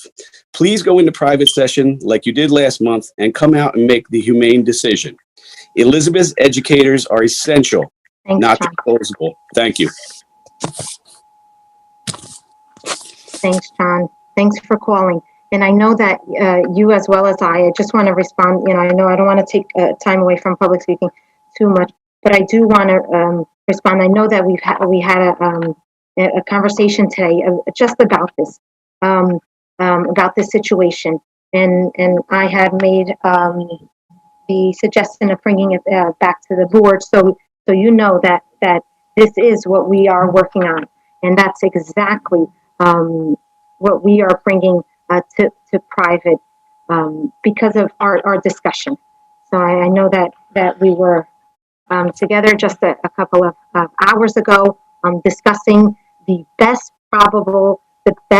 way to get this done. And you know how we discussed about we care and how we want to make it the safest environment possible. So we're absolutely on the same page, John. Thanks for calling. We hear you. We've spoken, and you know that what the follow up was about this, John. So it is going to be it is going to be discussed. It has been discussed. It will be discussed, and it will take place to the best of our ability. We will keep everybody safe, and we will keep education going as we promised you and your members that we will always do. We will always do. Thanks, John, again for calling and for working with us. Thank you. I look forward to hearing from you. Oh, I still hear you. Okay, thanks, John.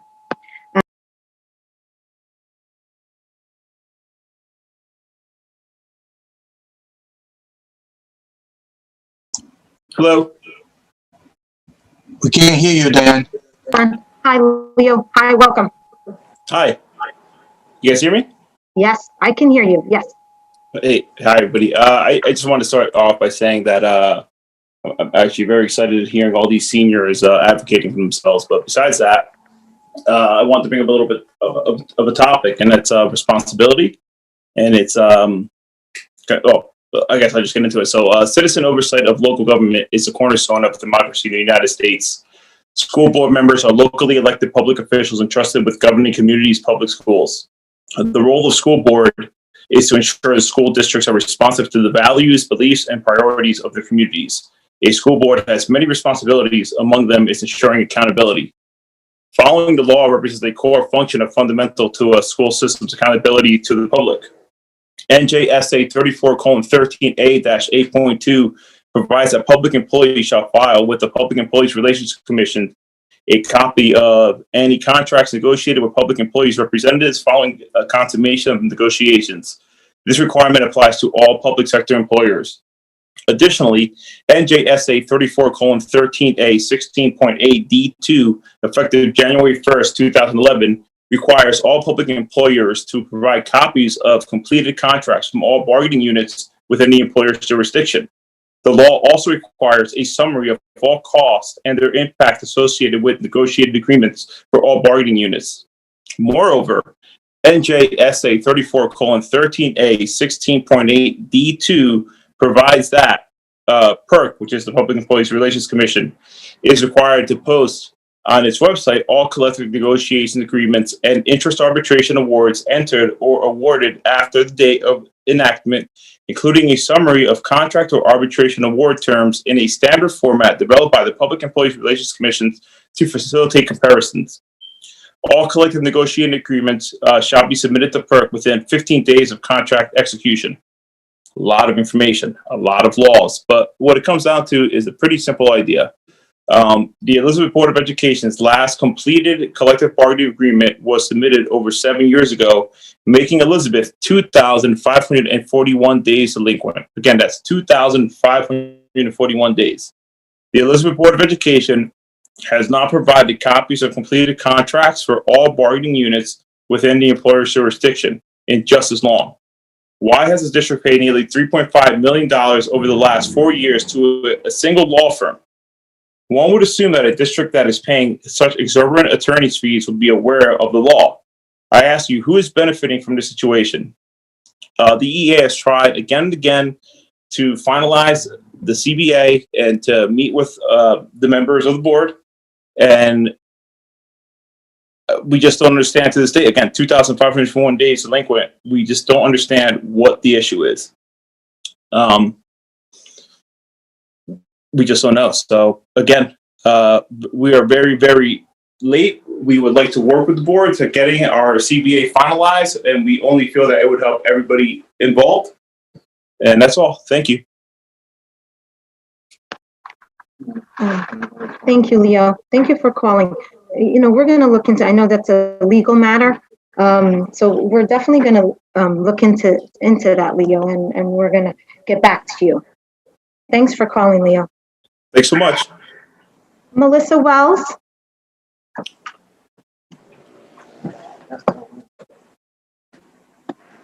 Can you hear me? Yes, yes. Good evening. Good evening, Ms. Wells. I don't see the timer. Oh, there you are. Yes. Good evening to the Elizabeth Public Schools community.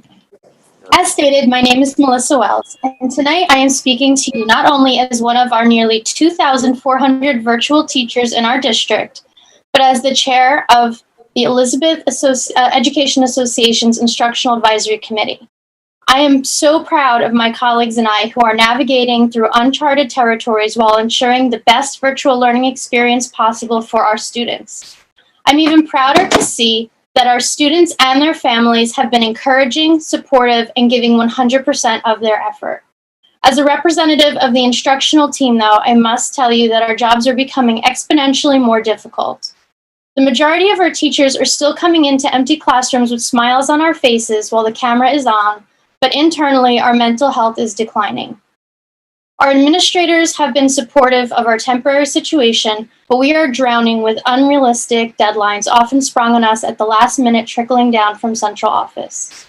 Our students' education is always our priority, but the teachers need more time in virtual learning to continue with our professional responsibilities, such as modifying curriculum into our lesson plans for reduced time and creating or finding appropriate virtual materials for students to navigate, logging interventions, contacting homes, meeting with parents and administrators and guidance counselors, and these things all take time. I'm not just speaking on behalf of the high school staff, but on all 2,400 of us. In a recent survey that I conducted, 75.1% of our district instructional staff, myself included, are spending 10 or more hours per week outside of the regular school day in order to accomplish all of the professional tasks that we need to do, and that is just unacceptable. I'm also speaking tonight on behalf of our students, mine especially, many of whom are drowning in the marathon teaching. Even with virtual support hours, they're not able to keep up with the rigor and pace of our lessons and often lack the computer literacy skills, which we are now in need of incorporating with our lessons. We cannot continue burning the candle at both ends. Virtual learning is our only option until it is safe for all students and staff to return. And so tonight I am extending an olive branch to you, asking that you work with the EEA on finding a solution to help us effectively meet the needs of our students while providing an optimal virtual learning experience for all. Please work with me. Grazie mille, and I yield the remainder of my time. Thanks, Ms. Wells. Very appreciative. And it is our goal to work with everyone involved. And I'm just going to continue on to our next speaker, Nicoletta. Hello? Hi, Mr. Nicoletta. Yes. Okay, great. Just want to thank you to my fellow officers and Melissa, and also want to, congratulate my former students, Luckerly, Ulith, and Miriam, and Lena, for, expressing their right in speaking tonight's meeting. Before I begin, so good evening, Madam President, Board Commissioners, and Madam Superintendent, and members of the community. I hope everyone is well. The past 8 months are like none we've ever experienced. With that being said, in regards to instruction, why is the district conducting matters like it's business as usual for educators and students? Countless issues are causing a tremendous amount of stress and anxiety for the students and educators. Last spring, during the fourth marking period, students only had to complete one assignment and received a high grade. Now this school year, most students are required to complete an average of 20 to 25 assignments per week, causing a great amount of pressure on them and their parents and guardians, like it was a normal school year. At this time, the educators are completely reinventing teaching and experiencing new challenges every day that we were never properly trained for. Once again, still being treated like business as usual. These educators are still being required to perform arduous and redundant tasks. The added pressure on the staff and faculty is causing many to encounter health issues. I've had to give out the NJEA mental health line out more over the past few months than I've had to done in the past year and a half. If the educators of this district were brought more into the decision-making process for the school year, I truly believe the students and staff would be in a better place at this point in time. With that being said, I have some data from a survey that we conducted within our association, and we know the district loves data. So here we go. 42% of respondents said their voice is not being heard, and an additional 36% said it's barely being heard during this virtual instructional time.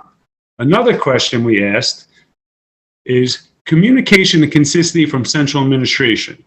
48% said extremely poor from central administration, and 35% said just poor communication from central administration. And this has been an issue for many years, not isolated to virtual learning. We asked the members, do you feel supported by your building administrative team? 64% said no, and they left remarks. Common remarks were, every day we're being asked to do something extra, but not given extra time to complete it. Another question we asked, do you feel you're being asked to complete tasks that have nothing to do with supporting virtual learning? 73% said yes. We asked members to provide us information in dealing with their social and emotional impacts that they're dealing with during this virtual learning process and the pressure that's being put on them.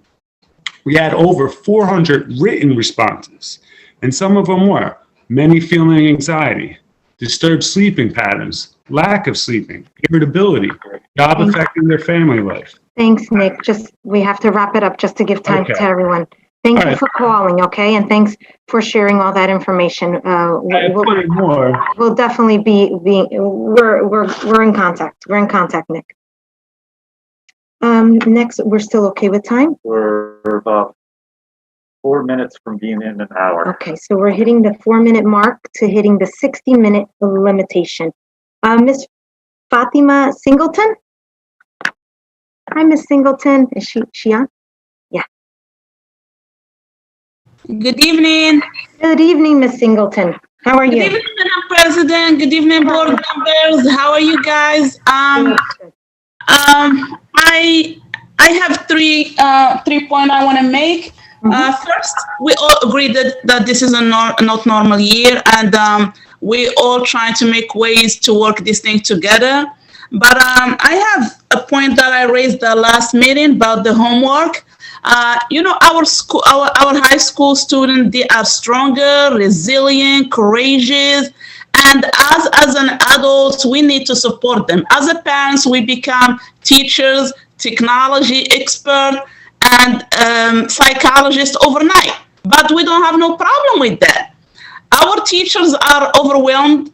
Our students are overwhelmed. And the homework, my high school child, she worked from 7:30 all the way to midnight. She have hardly like 4 hours sleep just doing the homework. I reach out to the teachers.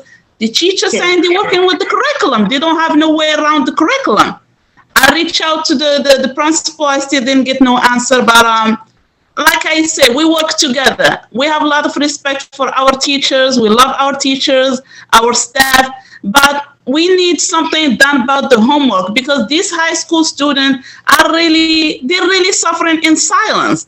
And as a parent, it's heartbreaking to see your child sitting in a chair from 7:30 to midnight because whenever I talk to her, no, I don't want to mess with my GPA. But they need a break. They need to breathe. And we all, a lot of us mothers, fathers, we have children. We got to feel these children. Something got to be done with the homework. The second thing, I want to talk about counseling. This year, our students don't have the opportunity to build those bonds with the teachers. The teachers used to know these children well. They're not knowing these children from the screen. So the school counselors, which we have a beautiful, strong, and smart school counselors that we know through the years. They know our children and they know us. Why we don't have an hour every week when the school counselor reach out to these children and talk to them some psychology? Because we are not psychologists. They know the job. God bless them. And God bless you all. And we love you and we support you and thank you. And please do something right for these children, please. And happy Thanksgiving. Stay safe, everybody, and God bless everyone. Thank you. Thanks, Ms. Singleton, for calling. Thank you. Maria Sanchez?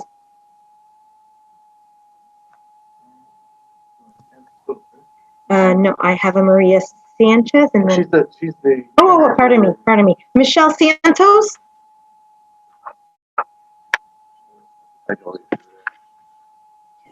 Hello, can you hear me? Hi, Ms. Santos. Yes. How is everybody doing tonight? Good, thanks for asking. I want to thank the board for opening up the schools for the autism program.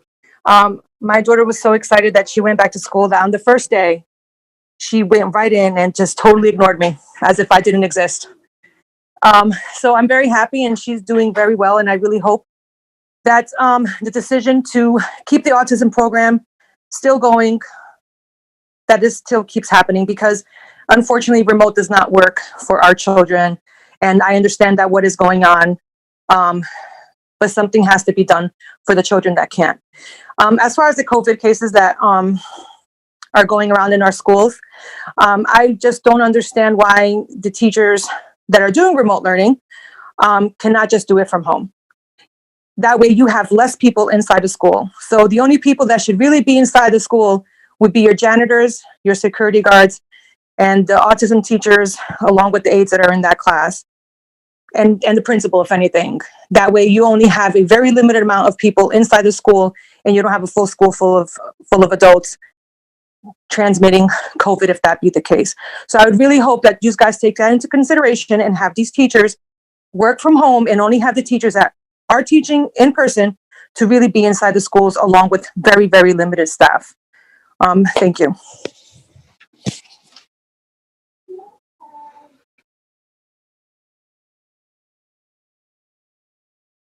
Thank you, Ms. Santos, for calling. It's so great to hear about those experiences. Thank you. And now we are officially over the 60-minute time frame, even a little over it. So everyone that didn't get to speak can email our board secretary so that it will be displayed in our minutes. And for those that also sent emails, it will be in the minutes. So with that said, I'm going to go ahead and close our public section. At this time, the Secretary of the Board will read into we actually don't have any more time. So at this time, I close the public comment portion of this meeting, and we'll continue on with our agenda for tonight.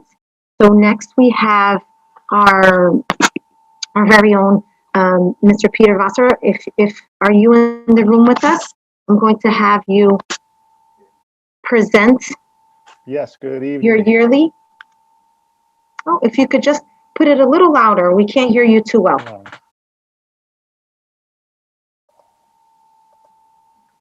There we go. How do you hear me?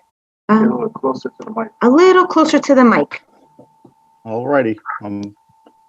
I'm closer. Can you hear me? Oh, no, much better, much better. All right, so here we go to our yearly communication from you. So I will turn it over to you, Mr. Vossler. Good evening, board members, Madam President, Superintendent Hugelmeyer, fellow staff and community members. There's 2 items of business for the harassment, intimidation, and bullying this evening. First is our general monthly report of our HIB investigation since our last board meeting on October 15th and through November 17th, pursuant to board policy 5131.1 on harassment, intimidation, and bullying and our New Jersey statute. The results of each of our HIB investigations are to be reported to the Board of Education no later than the date of the next board meeting following completion of the investigation. And the reports to include any services that were provided, any trainings established, any discipline imposed, or any other action taken or recommended by the chief school administrator. So since our last board meeting on October 15th, the district conducted 5 HIB investigations, which were done by our school counselors, school social workers, and myself. Of those investigations, for the alleged victims, we had 1 male, 4 females, 4 students were general education students, and 1 was a student with disability. Mr. Vossler, do you have a PowerPoint you want to share, or? No. Yes, actually. Does he have a camera? Oh, do you I'm gonna go into that after this. Yeah. Okay. Please continue. Of the offenders, there were 3 males, 1 female, Three of the alleged offenders were general education students, and one was a non-student. The actions that were taken for those investigations: there was one skill development lesson, 5 counseling sessions, there was 1 outpatient treatment referral, there were 2 administrative counseling sessions, there were 2 parent conferences, and of the 5 investigations, 3 were founded for harassment, intimidation, and bullying. 1 was founded on the basis of race or national origin, 1 was founded on the basis of gender identity and expression, and 1 was founded for other identifying characteristics. So at the next regularly scheduled meeting, after board members receive the report of HIB investigations, the statute requires that the board issues a decision in writing to affirm, reject, or modify the superintendent's decision pertaining to the cases that were reported to you at the last board meeting. So in order for you to do so, there was a packet of investigation summaries provided to board members to vote on this evening. So that is the general monthly report. And as Ms. Barbosa had said, twice per school year, we have to present to the board in public session the harassment, intimidation, and bullying school self-assessment. So I'm going to lead into that now.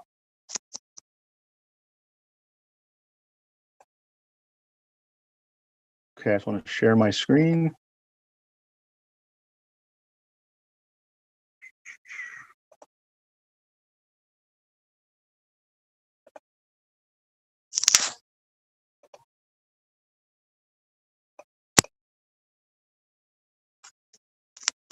Can you all see my screen? Yes, yes, we can. If you could just, yeah, zoom on. Okay, there you go. Just make it bigger. There you are. Perfect. That's the mode. All right.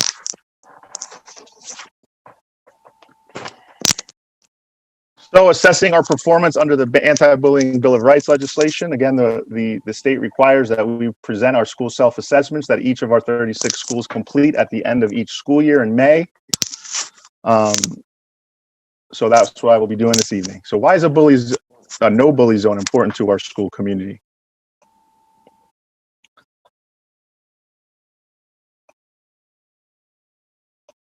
So here in Elizabeth Public Schools, we believe that every child has the right to go to school and get an education, no matter what size, shape, color, race, disability, or financial background he or she has.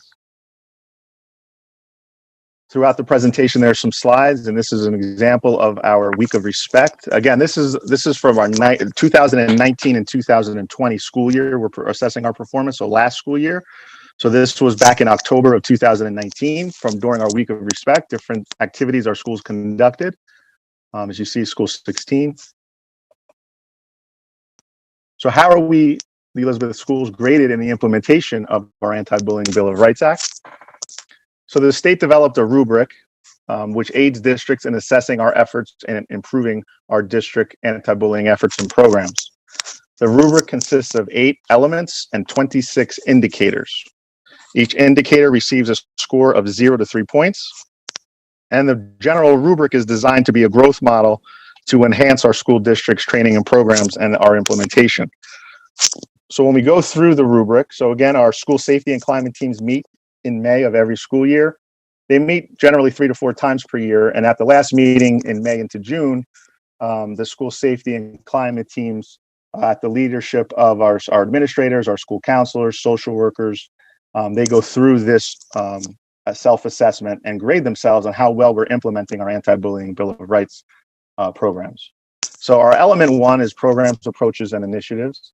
In order for our schools to meet the requirements here, the schools have to establish, implement, and assess HIB programs and have various groups involved, which include our staff, students, administrators, our volunteers, parents, law enforcement, and our community members.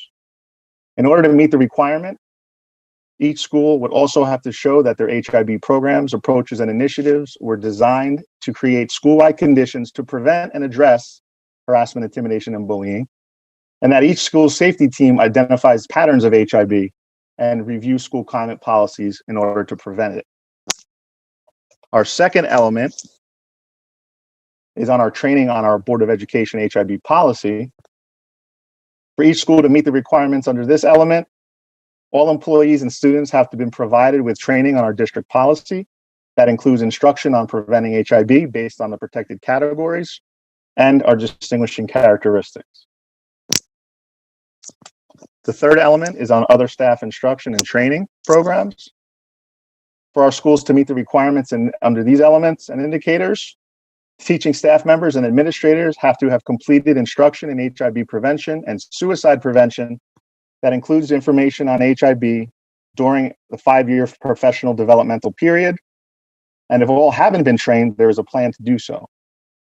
Also, for schools to meet these requirements, all anti-bully specialists were permitted release time to receive in-service training to act as the school's anti-bully specialists. Here in Elizabeth, we meet generally 3 to 4 times per school year, where all our anti-bully specialists and alternates, who are our school counselors and social workers, they are thoroughly trained to act as the anti-bully specialists. In addition, to meet the requirements for this element, all the members of the school safety and climate team at each of our schools would have received professional development in successful school climate programs and approaches. Our fourth core element consists of 2 indicators, A and B, and it's on our curriculum and instruction on HIB. To meet the requirements for these indicators, the schools would have evidence of age-appropriate instruction to all students on preventing HIB throughout the school year, which is aligned with our student learning standards. Also, the schools have to have evidence that they have observed the Week of Respect, which is the first week of October every school year. And during that week, it features activities recognizing the importance of character education by providing age-appropriate instruction on HIB prevention. Here in Elizabeth, all our district schools implement extensive instruction to our students during the Week of Respect. And this can include various types of classroom lessons, guest speakers that address the dangers of cyberbullying and internet safety. And many schools hold different contests to make the week educational and fun. Our fifth core element consists of 3 indicators, A through C, and that is on our HIB personnel. As the law requires, to meet the requirements here, schools need to show that they have evidence that the principal appointed an anti-bully specialist to perform the ABS duties, that these duties were performed, and that each school has the name, school phone number, school address, and the email address of the anti-bully specialist and the district coordinator on their school's website. To meet the requirements, there also need to be evidence to show that each school's ABS met with the coordinator at least twice during the school year to discuss and strengthen procedures to prevent and address bullying. Also, our school safety teams have to have met at least twice per school year. And the appropriate staff and a parent are included on the team, and that HIB complaints and school climate issues are discussed at these meetings.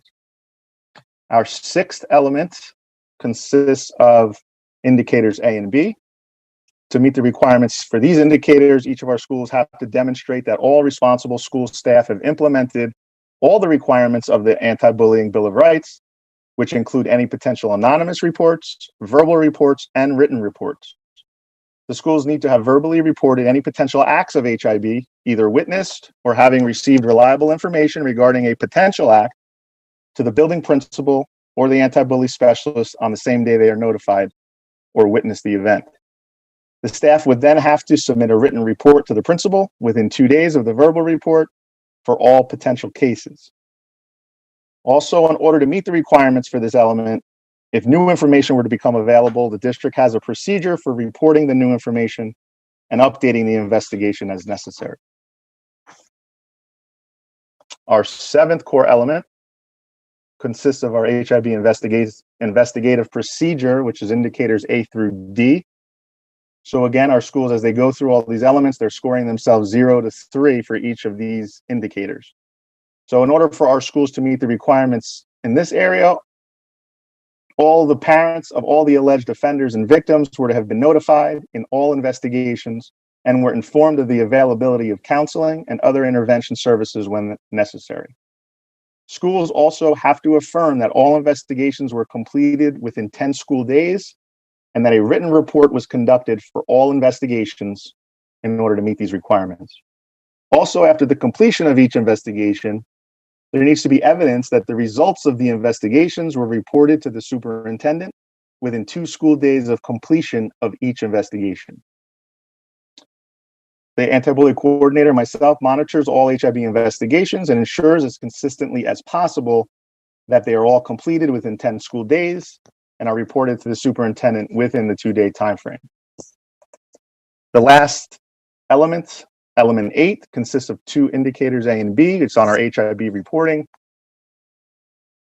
And in order for our schools to meet the requirements under the Anti-Bullying Bill of Rights here, they would have to demonstrate evidence that the school has a procedure for ensuring that staff members report the required information for all incidents of violence, vandalism, and HIB, and that there's a process in place to ensure all reports include all the necessary information. And finally, to meet the requirements for these indicators, all schools would need to have posted on their school's homepage and our district's homepage the official HIB grades once approved and received from the Department of Education. This approval is usually received in January, and due to the COVID situation, the timelines have been delayed over this past year, but the official grades from the previous school year, once received from the state, are then posted within 2 weeks to our district's homepage and each of our schools' individual specific websites. So again, the scoring as it goes from 0 to 3. So for each of those letters and indicators, the school safety team goes through each of them and scores them. For 0, they do not meet the requirements. 1 partially meets. 2 meets all the requirements, and 3 would exceed the requirements. So the highest potential score any school could receive is a 78. So when we look at assessments, we usually look at them on as far as 100 or 100%, but here we're looking at it with a perfect score being 78 if they exceeded all the requirements. So a score of 52, 26 indicators, if they received a 2 for each indicator, a score of 52 would mean that all of our schools met the requirements of the law of the Anti-Bullying Bill of Rights. Our schools for the 1920 school year range from a 56 to a 73. So all of our 36 schools scored a 56 or higher. And the average score across all our schools, when you give the average of all our 36 schools, the average was a 66 score, which is up from a 65, which we received in the 18-19 school year. So given our situation in the last 3.5 months of last school year under the COVID environment, we were still able to increase our overall self-assessment district score from a 65 to a 66. So the self-assessment process, how this works, the self-assessments that are completed at the school level on the school safety teams, once they complete the assessments, they then enter those assessment results into the New Jersey Department of Education website.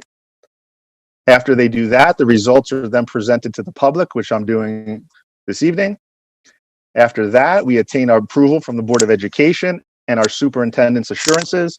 And next week, I will submit all of the self-assessments to the New Jersey Department of Education. The Department of Education then reviews all of the scores, and then they make an official release in the second half of the school year. And then I have to represent this presentation as required under the law. So here's how we did, is we break all the scores down per school. So for the 1920 school year, our school self-assessments, highest scores, we had 3 schools at 73. Again, 78 is the highest that they could potentially get. Schools 1322 and Dwyer Academy with 73. 1 school 72, 2 school 12. As you see, run on down. School 50 with a 70. Continuing on, school 52 with 70, on down to George Washington, school number 1 with a 65. And as you see, all of our schools are well above the 52 level, which means that we are meeting and exceeding many of our requirements under the law. Abraham Lincoln, school 14 at a 65. Hyde Academy with a 63.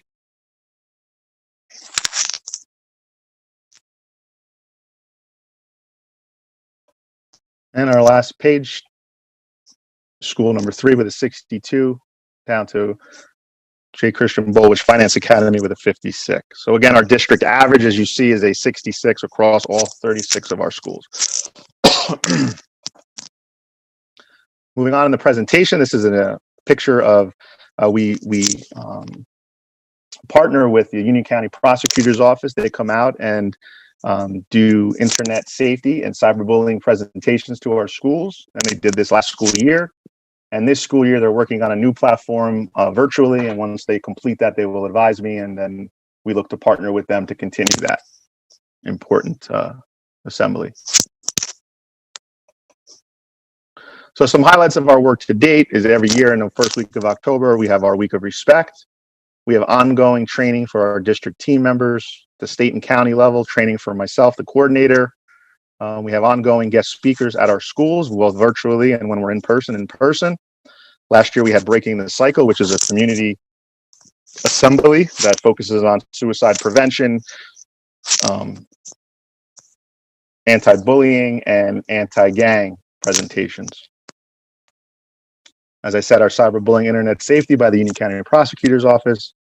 We focus each year, we have to complete all our trainings and programs from a social, emotional, and anti-bullying perspective. We complete those trainings and programs per school, and they're submitted to the state. So we have various schools, our PBSIS. We had Generation Text Online, which was another SEL program we had last year. Panorama Education, I'll talk about that more in a little bit. We have our bully busting state curriculum. It's a free curriculum that a lot of our schools utilize. Harmony Power Awards through our sensei, John Mirione. We've partnered with him now going on 5 years. And we have relationship violence prevention training.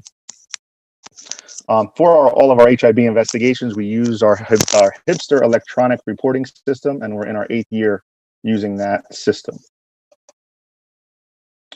Here's some more artwork from our Week of Respect in October of 19 that our students created at various schools, School 21, School 5, School 22, and Halsey.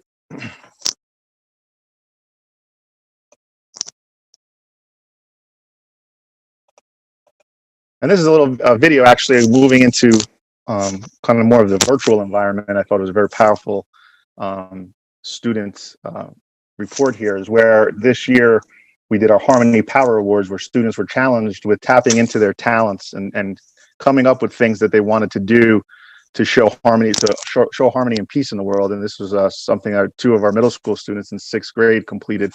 I just felt that it was pretty poignant for this time.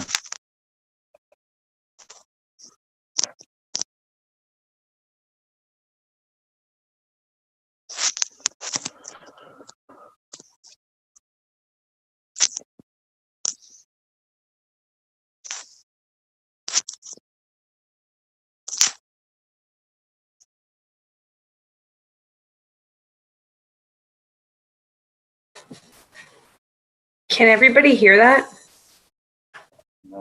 Pete, I think you didn't share the audio part of the presentation. We can't hear it? No, we don't hear the music, the audio. No. There's a checkbox on the bottom you have to check when you share your screen. Checkbox? You'd have to unshare and share again, but there's a checkbox to share the audio.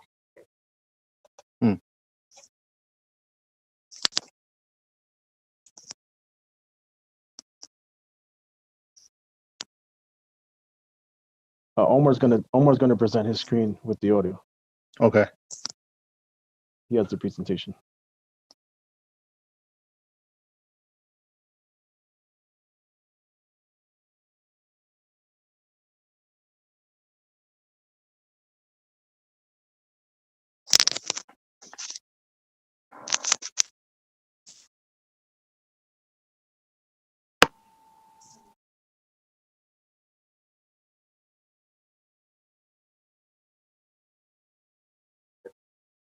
Are you trying to share? Yeah. Okay.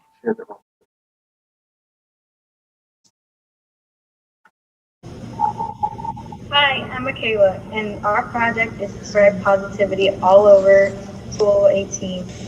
Me and Brianna have sent emails to students and staff members all over School 18, just spreading positivity and showing them love.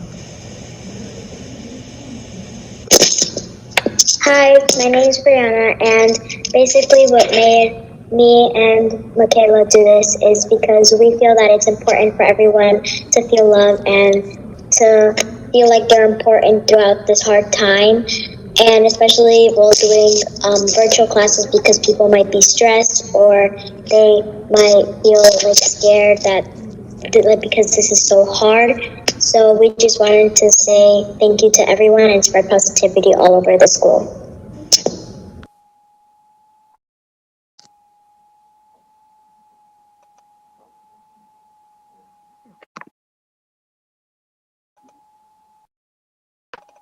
Great.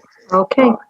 Thank you. Yeah, so I just thought that was a very poignant video from our students, middle school students at School 18, kind of highlights the times we're in and the strength and resiliency that they are showing, and that the staff and especially the students are showing through these difficult times, and the importance of remaining positive. Next slide. Next slide. Yep. Yeah, that was beautiful. There we go. And this is School 14's motto, together we can, together we will. A slideshow of some of their students and learning in the virtual environment. And the work ahead of us as we wrap up the presentation, continuing each year to analyze our self-assessments by school of how we can improve and continue to increase in our exceeding our requirements. We're going to ensure parental involvement in all our safety and climate teams, focus on working with our school safety and climate teams in improving in climate at all of our schools, and providing the most effective and appropriate interventions for our HIB investigations for the consequences and the interventions, and implementing and proactively addressing SEL, HIB, and character education virtual programmings for all our schools. And Panorama Education is an SEL program that we view. This is our third year partnering with them. We started out with 5 schools. Last year we had 10 schools, and this year we have 33 schools that Panorama Education will be partnering with. And it's an SEL program that hears our student voice, and it's we survey all our students, and I'm proud to report that we were able to survey over 13,000 students, over 85% of our student population, from grades 3 through 12 this school year, during the week of respect and through the month of October, so we can hear our students' voice to implement effective social emotional changes. So wrapping up the presentation, these are some more pictures from our week of respect, School 7, School 12, and School 21. And here at Elizabeth Public Schools, we're here to make a difference. So that concludes the self-assessment presentation for this evening. Stop sharing. Always a wonderful job, Mr. Vossler. And it's interesting to see, and even the dynamics of how everything worked out this year. You were able to, continue this work, which is such an important element of our district. So I thank you. I thank you for presenting. I am going to open it up to see if any questions. I do hear. Does anybody have any questions for Ms.? Any questions from the commissioners? Seeing none, hearing none. I thank you. I know that if we also get a copy of the slides that you presented to us, if you can send that to Mr. Kennedy and he'll forward it to the board, Mr. Vossler. Sure. Thank you. Absolutely. All right. Thank you for spending the night with us.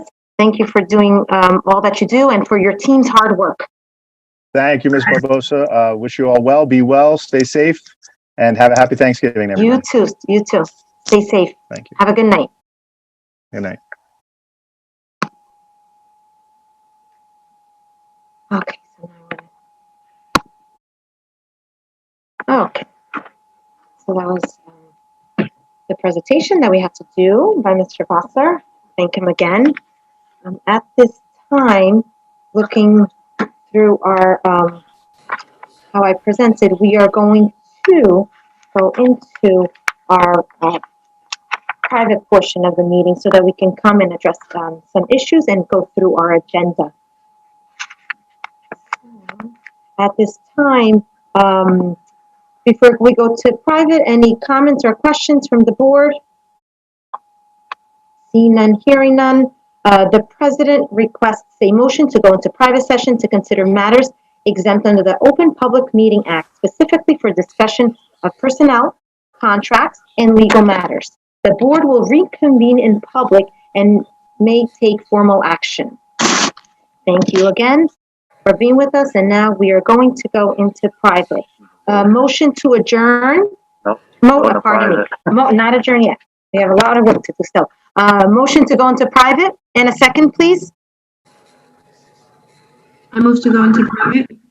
I second that motion. Motion has been properly made, Natalie Hernandez, and seconded by Commissioner Pastana. Roll call, please, Mr. Kennedy. Baffles.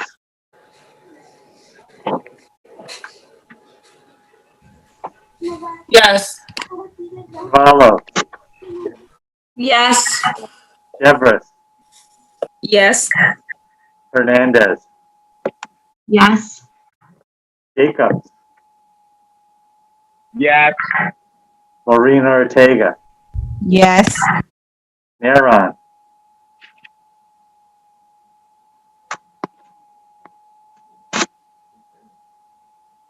He's there. Pastana. Yes. And Barbosa. Yes. All right, we'll see you soon. Board members, please stay where you are. And we will go into private. 5, 4, 3, 2,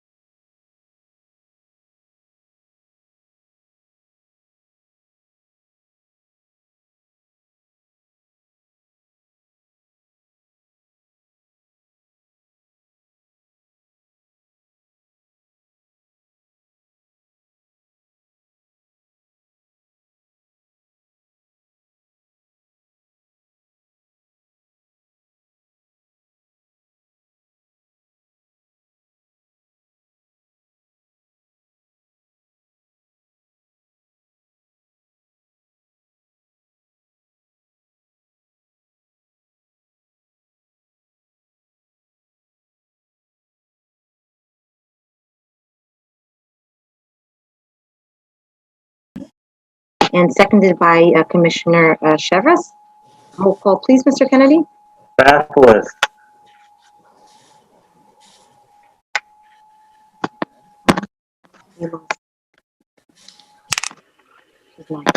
Aralo. Here. Chevres. Here. Hernandez. Here. Jacob. Here. Marina Ortega. Here. Neron. Here. Pastana. Here.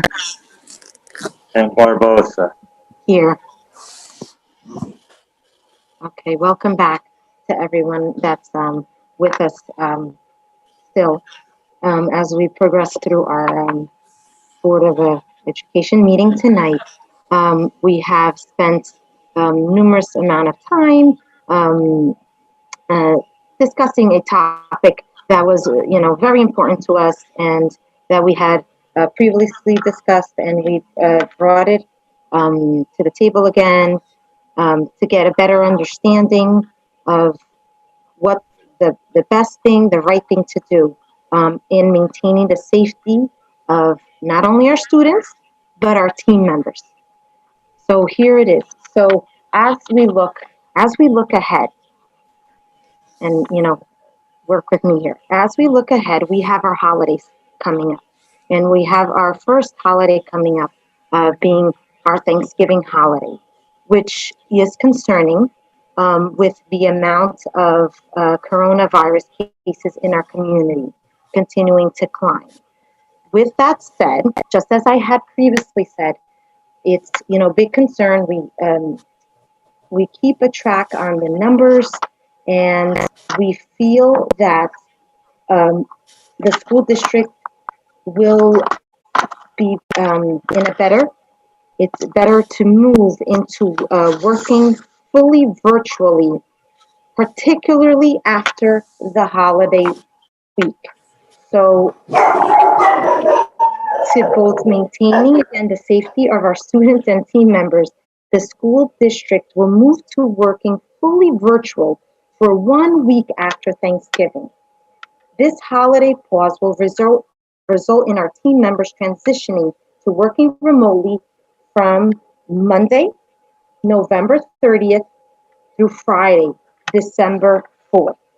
So it's Monday, November 30th through Friday, December 4th. And that week, we will be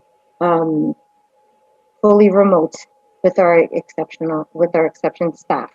After that, we will return to the workplace on Monday, December 7th, in a combination of remote with staggered schedule. And we're going to continue that indefinitely. Again, always keeping our health and safety at heart and at hand. We will continually reassess. But just to reiterate, and everything I am saying right now will be addressed, will be put in a memo to our team tomorrow, all right, on Friday. So just to reiterate, there is the idea that we're hitting our holiday season, and with Thanksgiving coming near, the week after, we will work fully remotely that week. After that, which is December 7th, pardon me, December 7th, we will continue with the staggered schedule. And we call it a combination of remote, so it'll be remote with a staggered schedule. And we won't put a date on that. We're going to hold on to that indefinitely until we continually reassess, as we said, the numbers and all the cases and everything that's happening in our surroundings. We constantly are vigilant of what's going on. So that's why it was so important that we further discussed it tonight. We have discussed it with some of our union reps. They understand what we had discussed. So with that said, more information and full details will come out tomorrow. I just want to see, I'm going to open it up to any comments or concerns of board members. If I left anything out, if our superintendent wants to say anything at this time. Board members, do you have any comments at this time? I think I encompassed what we've been working on, what we discussed with our union, just tweaking tweaking the element of it.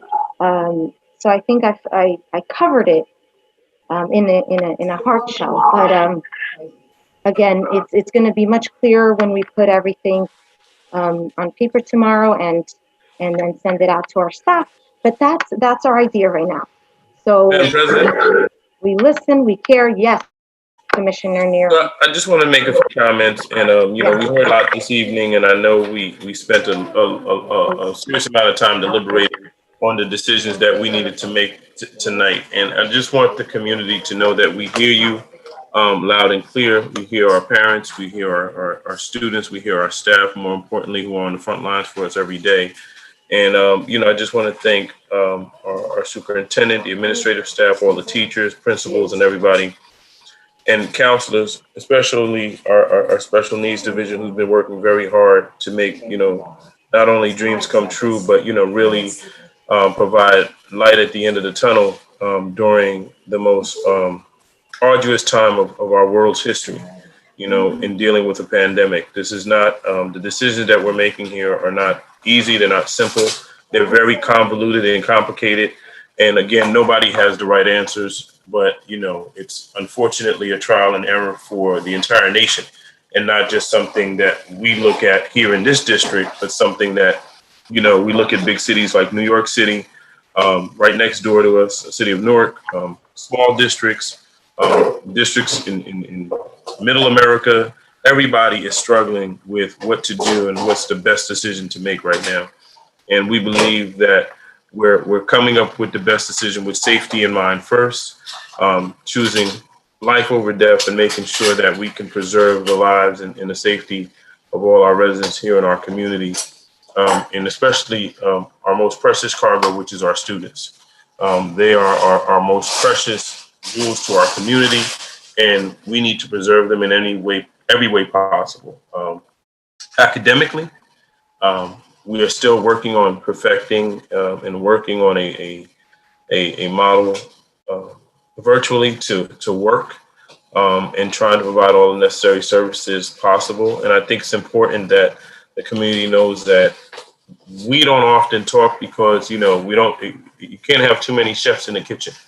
You got to have one key chef that's going to lead. And that's why we stand behind our president and our superintendent, and we allow for them to lead. And then we get behind closed doors and we do what we need to do so that we can come out with a concerted effort and thought. With all the chefs in the kitchen, we would get nowhere, and everybody would be talking over each other, and we would not be organized. And like I said before, we have to work with order, and we have to work in order. So this is difficult. I want to say something especially to our union, and I want the union to be very clear that we as board members work tirelessly to fight for you. And we want to work with you. We want to communicate with you. We want to talk with you, and we hear you. So we're not on two different teams. We're on the same team. And I want us to be very clear about that. This whole idea of this adversarial relationship is nonsense, and it should not exist. All right. We all work together for one common goal, and that's for the greater good, to really accomplish the goals and needs of our community, of our teachers. A lot of the teachers who have been working for us for many, many years, we can't leave them out there. We got to support them. We got to stand by them, and we got to stand with them. So when we make these decisions, we have you in mind, but then you have the children who have tons of needs. You have, the parents who have needs, so it's a lot of decisions that got to be made. And we have to make sure that people can get a meal at their home and be able to feed their families, be able to pay their bills. So it's a lot. for everybody to take into consideration. So none of these decisions are made in a silo, and you got to check off the boxes, right? So moving forward, I think that it's very clear, and you've seen it. Our president has done all she possibly can to try to communicate with our union, and we support you. And thank you, Diane, for doing that and working with our superintendent and the administrative staff to make sure that everybody is communicating. But we were challenged with it prior to COVID. Now we have COVID, so you could just imagine that the challenge has become tenfold.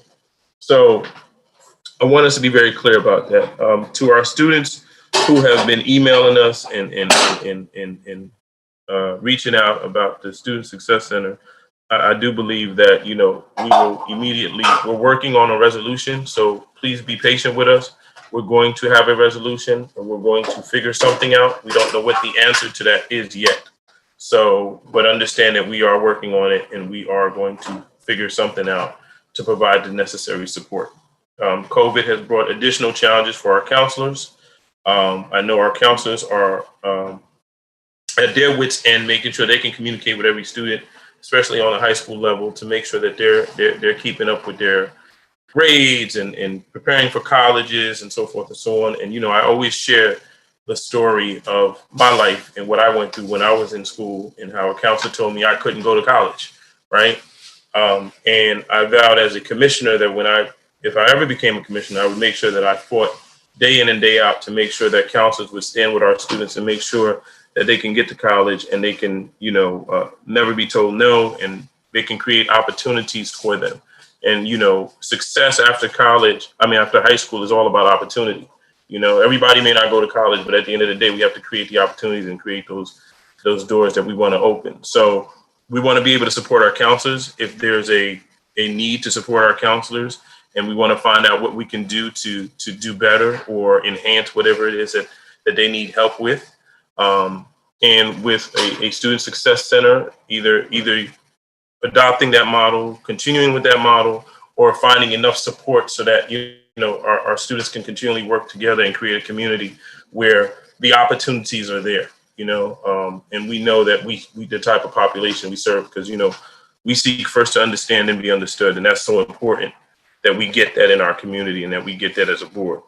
So I just wanted to make those points very clear, and that we spent hours upon hours talking, and I thought it was necessary and just for you to hear this and for you to understand that your voices are heard. We care, we're concerned, and that we stand with you day in and day out. Madam President? Yes. Yes. Yes, Commissioner Moreno. Thank you, Stan. First, I want to say thank you to you, Madam President. You make history today, open this meeting with topic of interest, concerns, and announcement. I really appreciate. I want to give thanks to Mr. Cuesta for your hard work and dedication, Olga, Mr. Kennedy, Jonathan, and every one of you. It is, and everyone behind the scenes, every person. And I'm proud today to communicate with the community. Like November 19, 2020, you can say the Board of Education of Elizabeth listened to the community. Why we stay too long? Because we were discussed every comment during this meeting. That's why it was a long meeting. But at the end of the day, tomorrow you will be say it is a nice day. The board and the whole entire team listened to us, and we will work together with each one of you, with the union, and with every member. For my Spanish community, like use somebody who translate, and I heard from Facebook you want to hear in Spanish.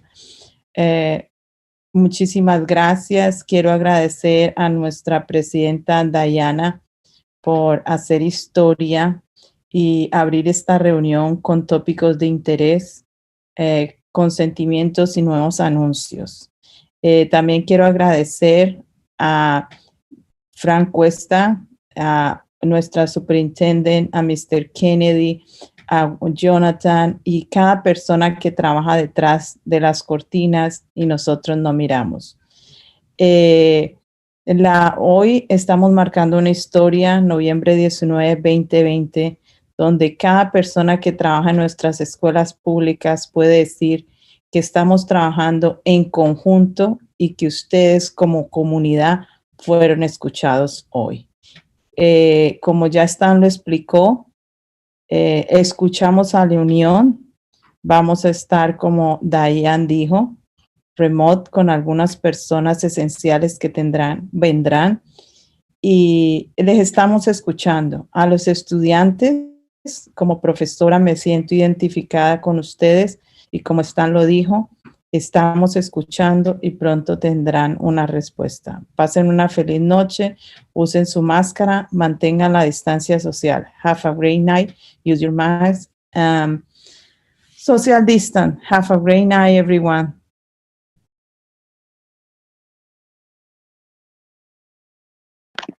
Thanks, Commissioner Moreno. Any other comments from the commissioners? Seeing none, hearing none. Okay, so just to reiterate, thank you, Commissioner Neron, Moreno, and I know all the other commissioners. I know we discussed long time on the aspects of dear concern to us. Don't want to leave anybody left behind when I send my gratitude to anybody, but I know I have to focus on our autism program that was started. We thought it was something that couldn't happen, and we were able to give the choice to the parents. And we tried, and we said we would, and just like anything. And if you're out there listening, I know you may know each and individually, this board, members of our team, our superintendent, but you know that each of us individually fights for the good of the community, the good of the students. It makes us happy. It gives me fuel to sit here in front of you, knowing that we spent hours and previously hours trying to work out the best plan. It gives me comfort and happiness that I spent hours with our union, because that's what I want to do. That's what this board wants to do. That's what this board is about. And that's what we always try to do. And what do I always say? Let's make it work. Let's find the medium. Let's make it work. We need to be comfortable with our decision that we are taking care of our students because we are parents, because we are neighbors, because we are friends to each other. So with that said, I think we've said enough on that.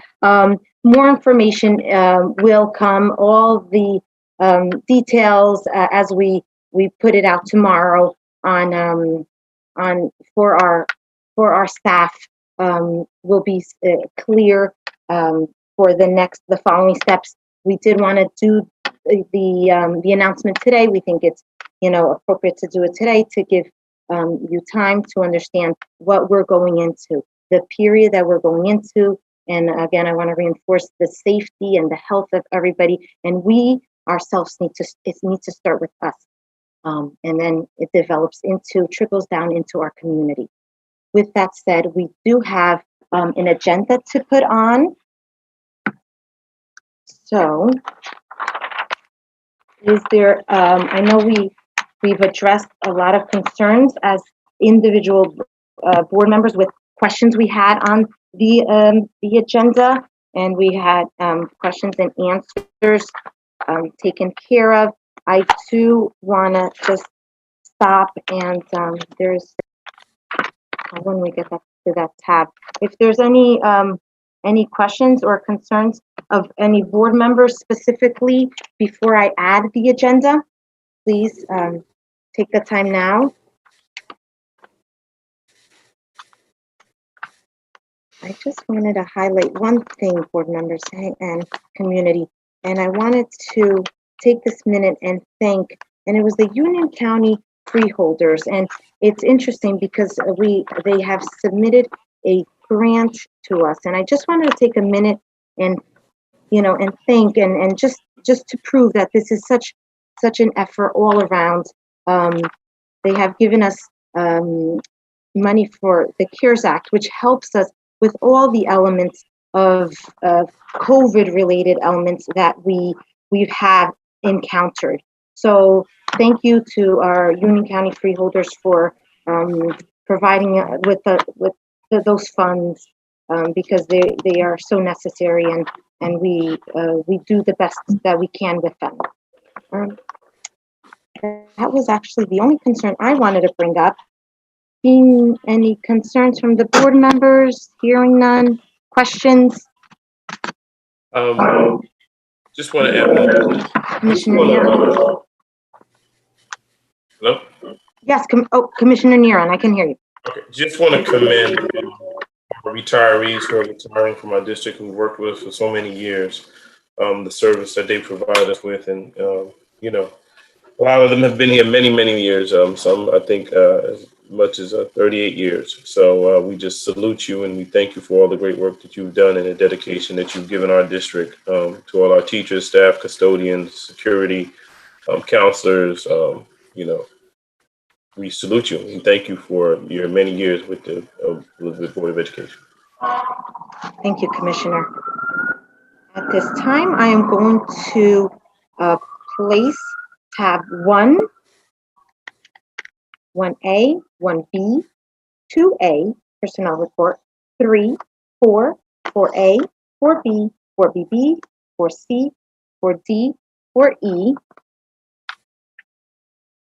pardon me, 5, the authorizations report, 6, 6A, 7, award of contracts report, 9, claims list, and then resolutions 10, 10A, 10B, and 10C. And I want to add that I need a motion and a couple of others that we discussed that we need to add to the agenda. Settlement agreement NG, settlement agreement CL, settlement agreement EP, settlement agreement NG, and the acceptance of turkeys by Councilman Torres and Gonzalez at School 19. So, Mr. Kennedy, if you can add that to the agenda. Okay. Add that. And now I need a motion and a second to add all those tabs that I mentioned. Make a motion. I second that motion to accept the agenda in its entirety. Thank you. Motion has been properly made and seconded. Mr. Kennedy, roll call, please.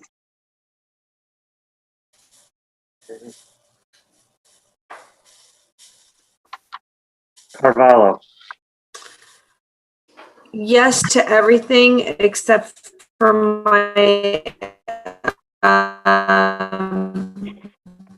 abstention on my conflicts. 2A, page 12 and 13, and tab 5, page 3. Thank you. I'm sorry, before we vote, I have to just take care of some housekeeping. We have to have the second reading of 2 policies. Correct. So the second reading of policy 5132, school uniform, and policy 6146, and it was added to the agenda as resolution 10A. The next vote is Chevrolet. Yes.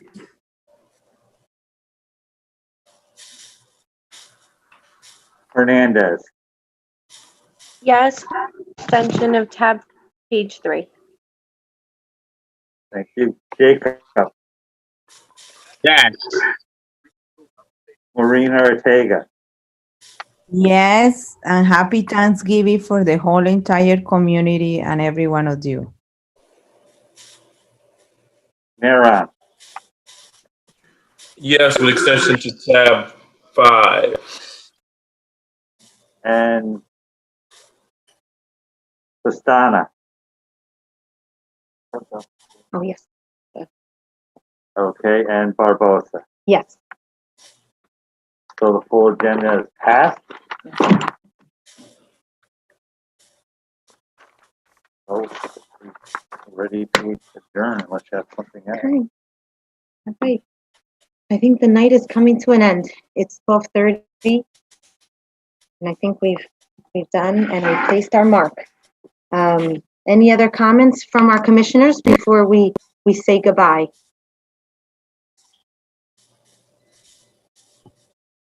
Hearing none and seeing none. Oh, yes. Please be safe, everyone, during the holidays. Keep in mind all the necessary distancing that we should do. And, we want to see you again. And we want to celebrate with you again. And prayerfully in the new normal of the future holidays to come next year and the year after and many years to come. So please be safe, everybody. God bless you all. Thanks, Commissioner. Any other Madam commissioner? President? Yes, Commissioner Jacobs. I would just want to say happy Thanksgiving to everyone. Everyone, please be safe. Wear your mask, even if with your family inside. Hope to see you soon. Thank you, Madam President. Thank you, Commissioner. Any other board member? Madam Superintendent, it's always my pleasure. I want to sincerely thank you from the bottom of my heart. Thanks for working with us and hearing our pleas and working to always do your best for this district and by this district. And with that, happy Thanksgiving. And I'm going to end how I started. Stop and take a deep breath and love your family and love each other because we love you. Thank you. God bless you. God bless the Elizabeth Public Schools. And we will keep on going through this together.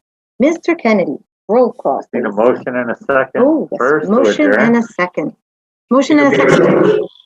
Make a motion to adjourn. I need a second. Perfect. Motion has been properly made and seconded. Roll call, please. Carvalho, Yes, good night. Happy Thanksgiving, everybody. Devers, Yes, good night. Happy Thanksgiving and be safe. Hernandez, Good night and happy turkey, everyone. Jacob, Good night. Hi, Jerry. Marina Ortega. Yes, feliz día de acción de gracias. Bye bye. Neron, Yes. Have a good night and enjoy the family, everyone. God bless. and Barbosa. Good night. Have a good night. Thank you, IT.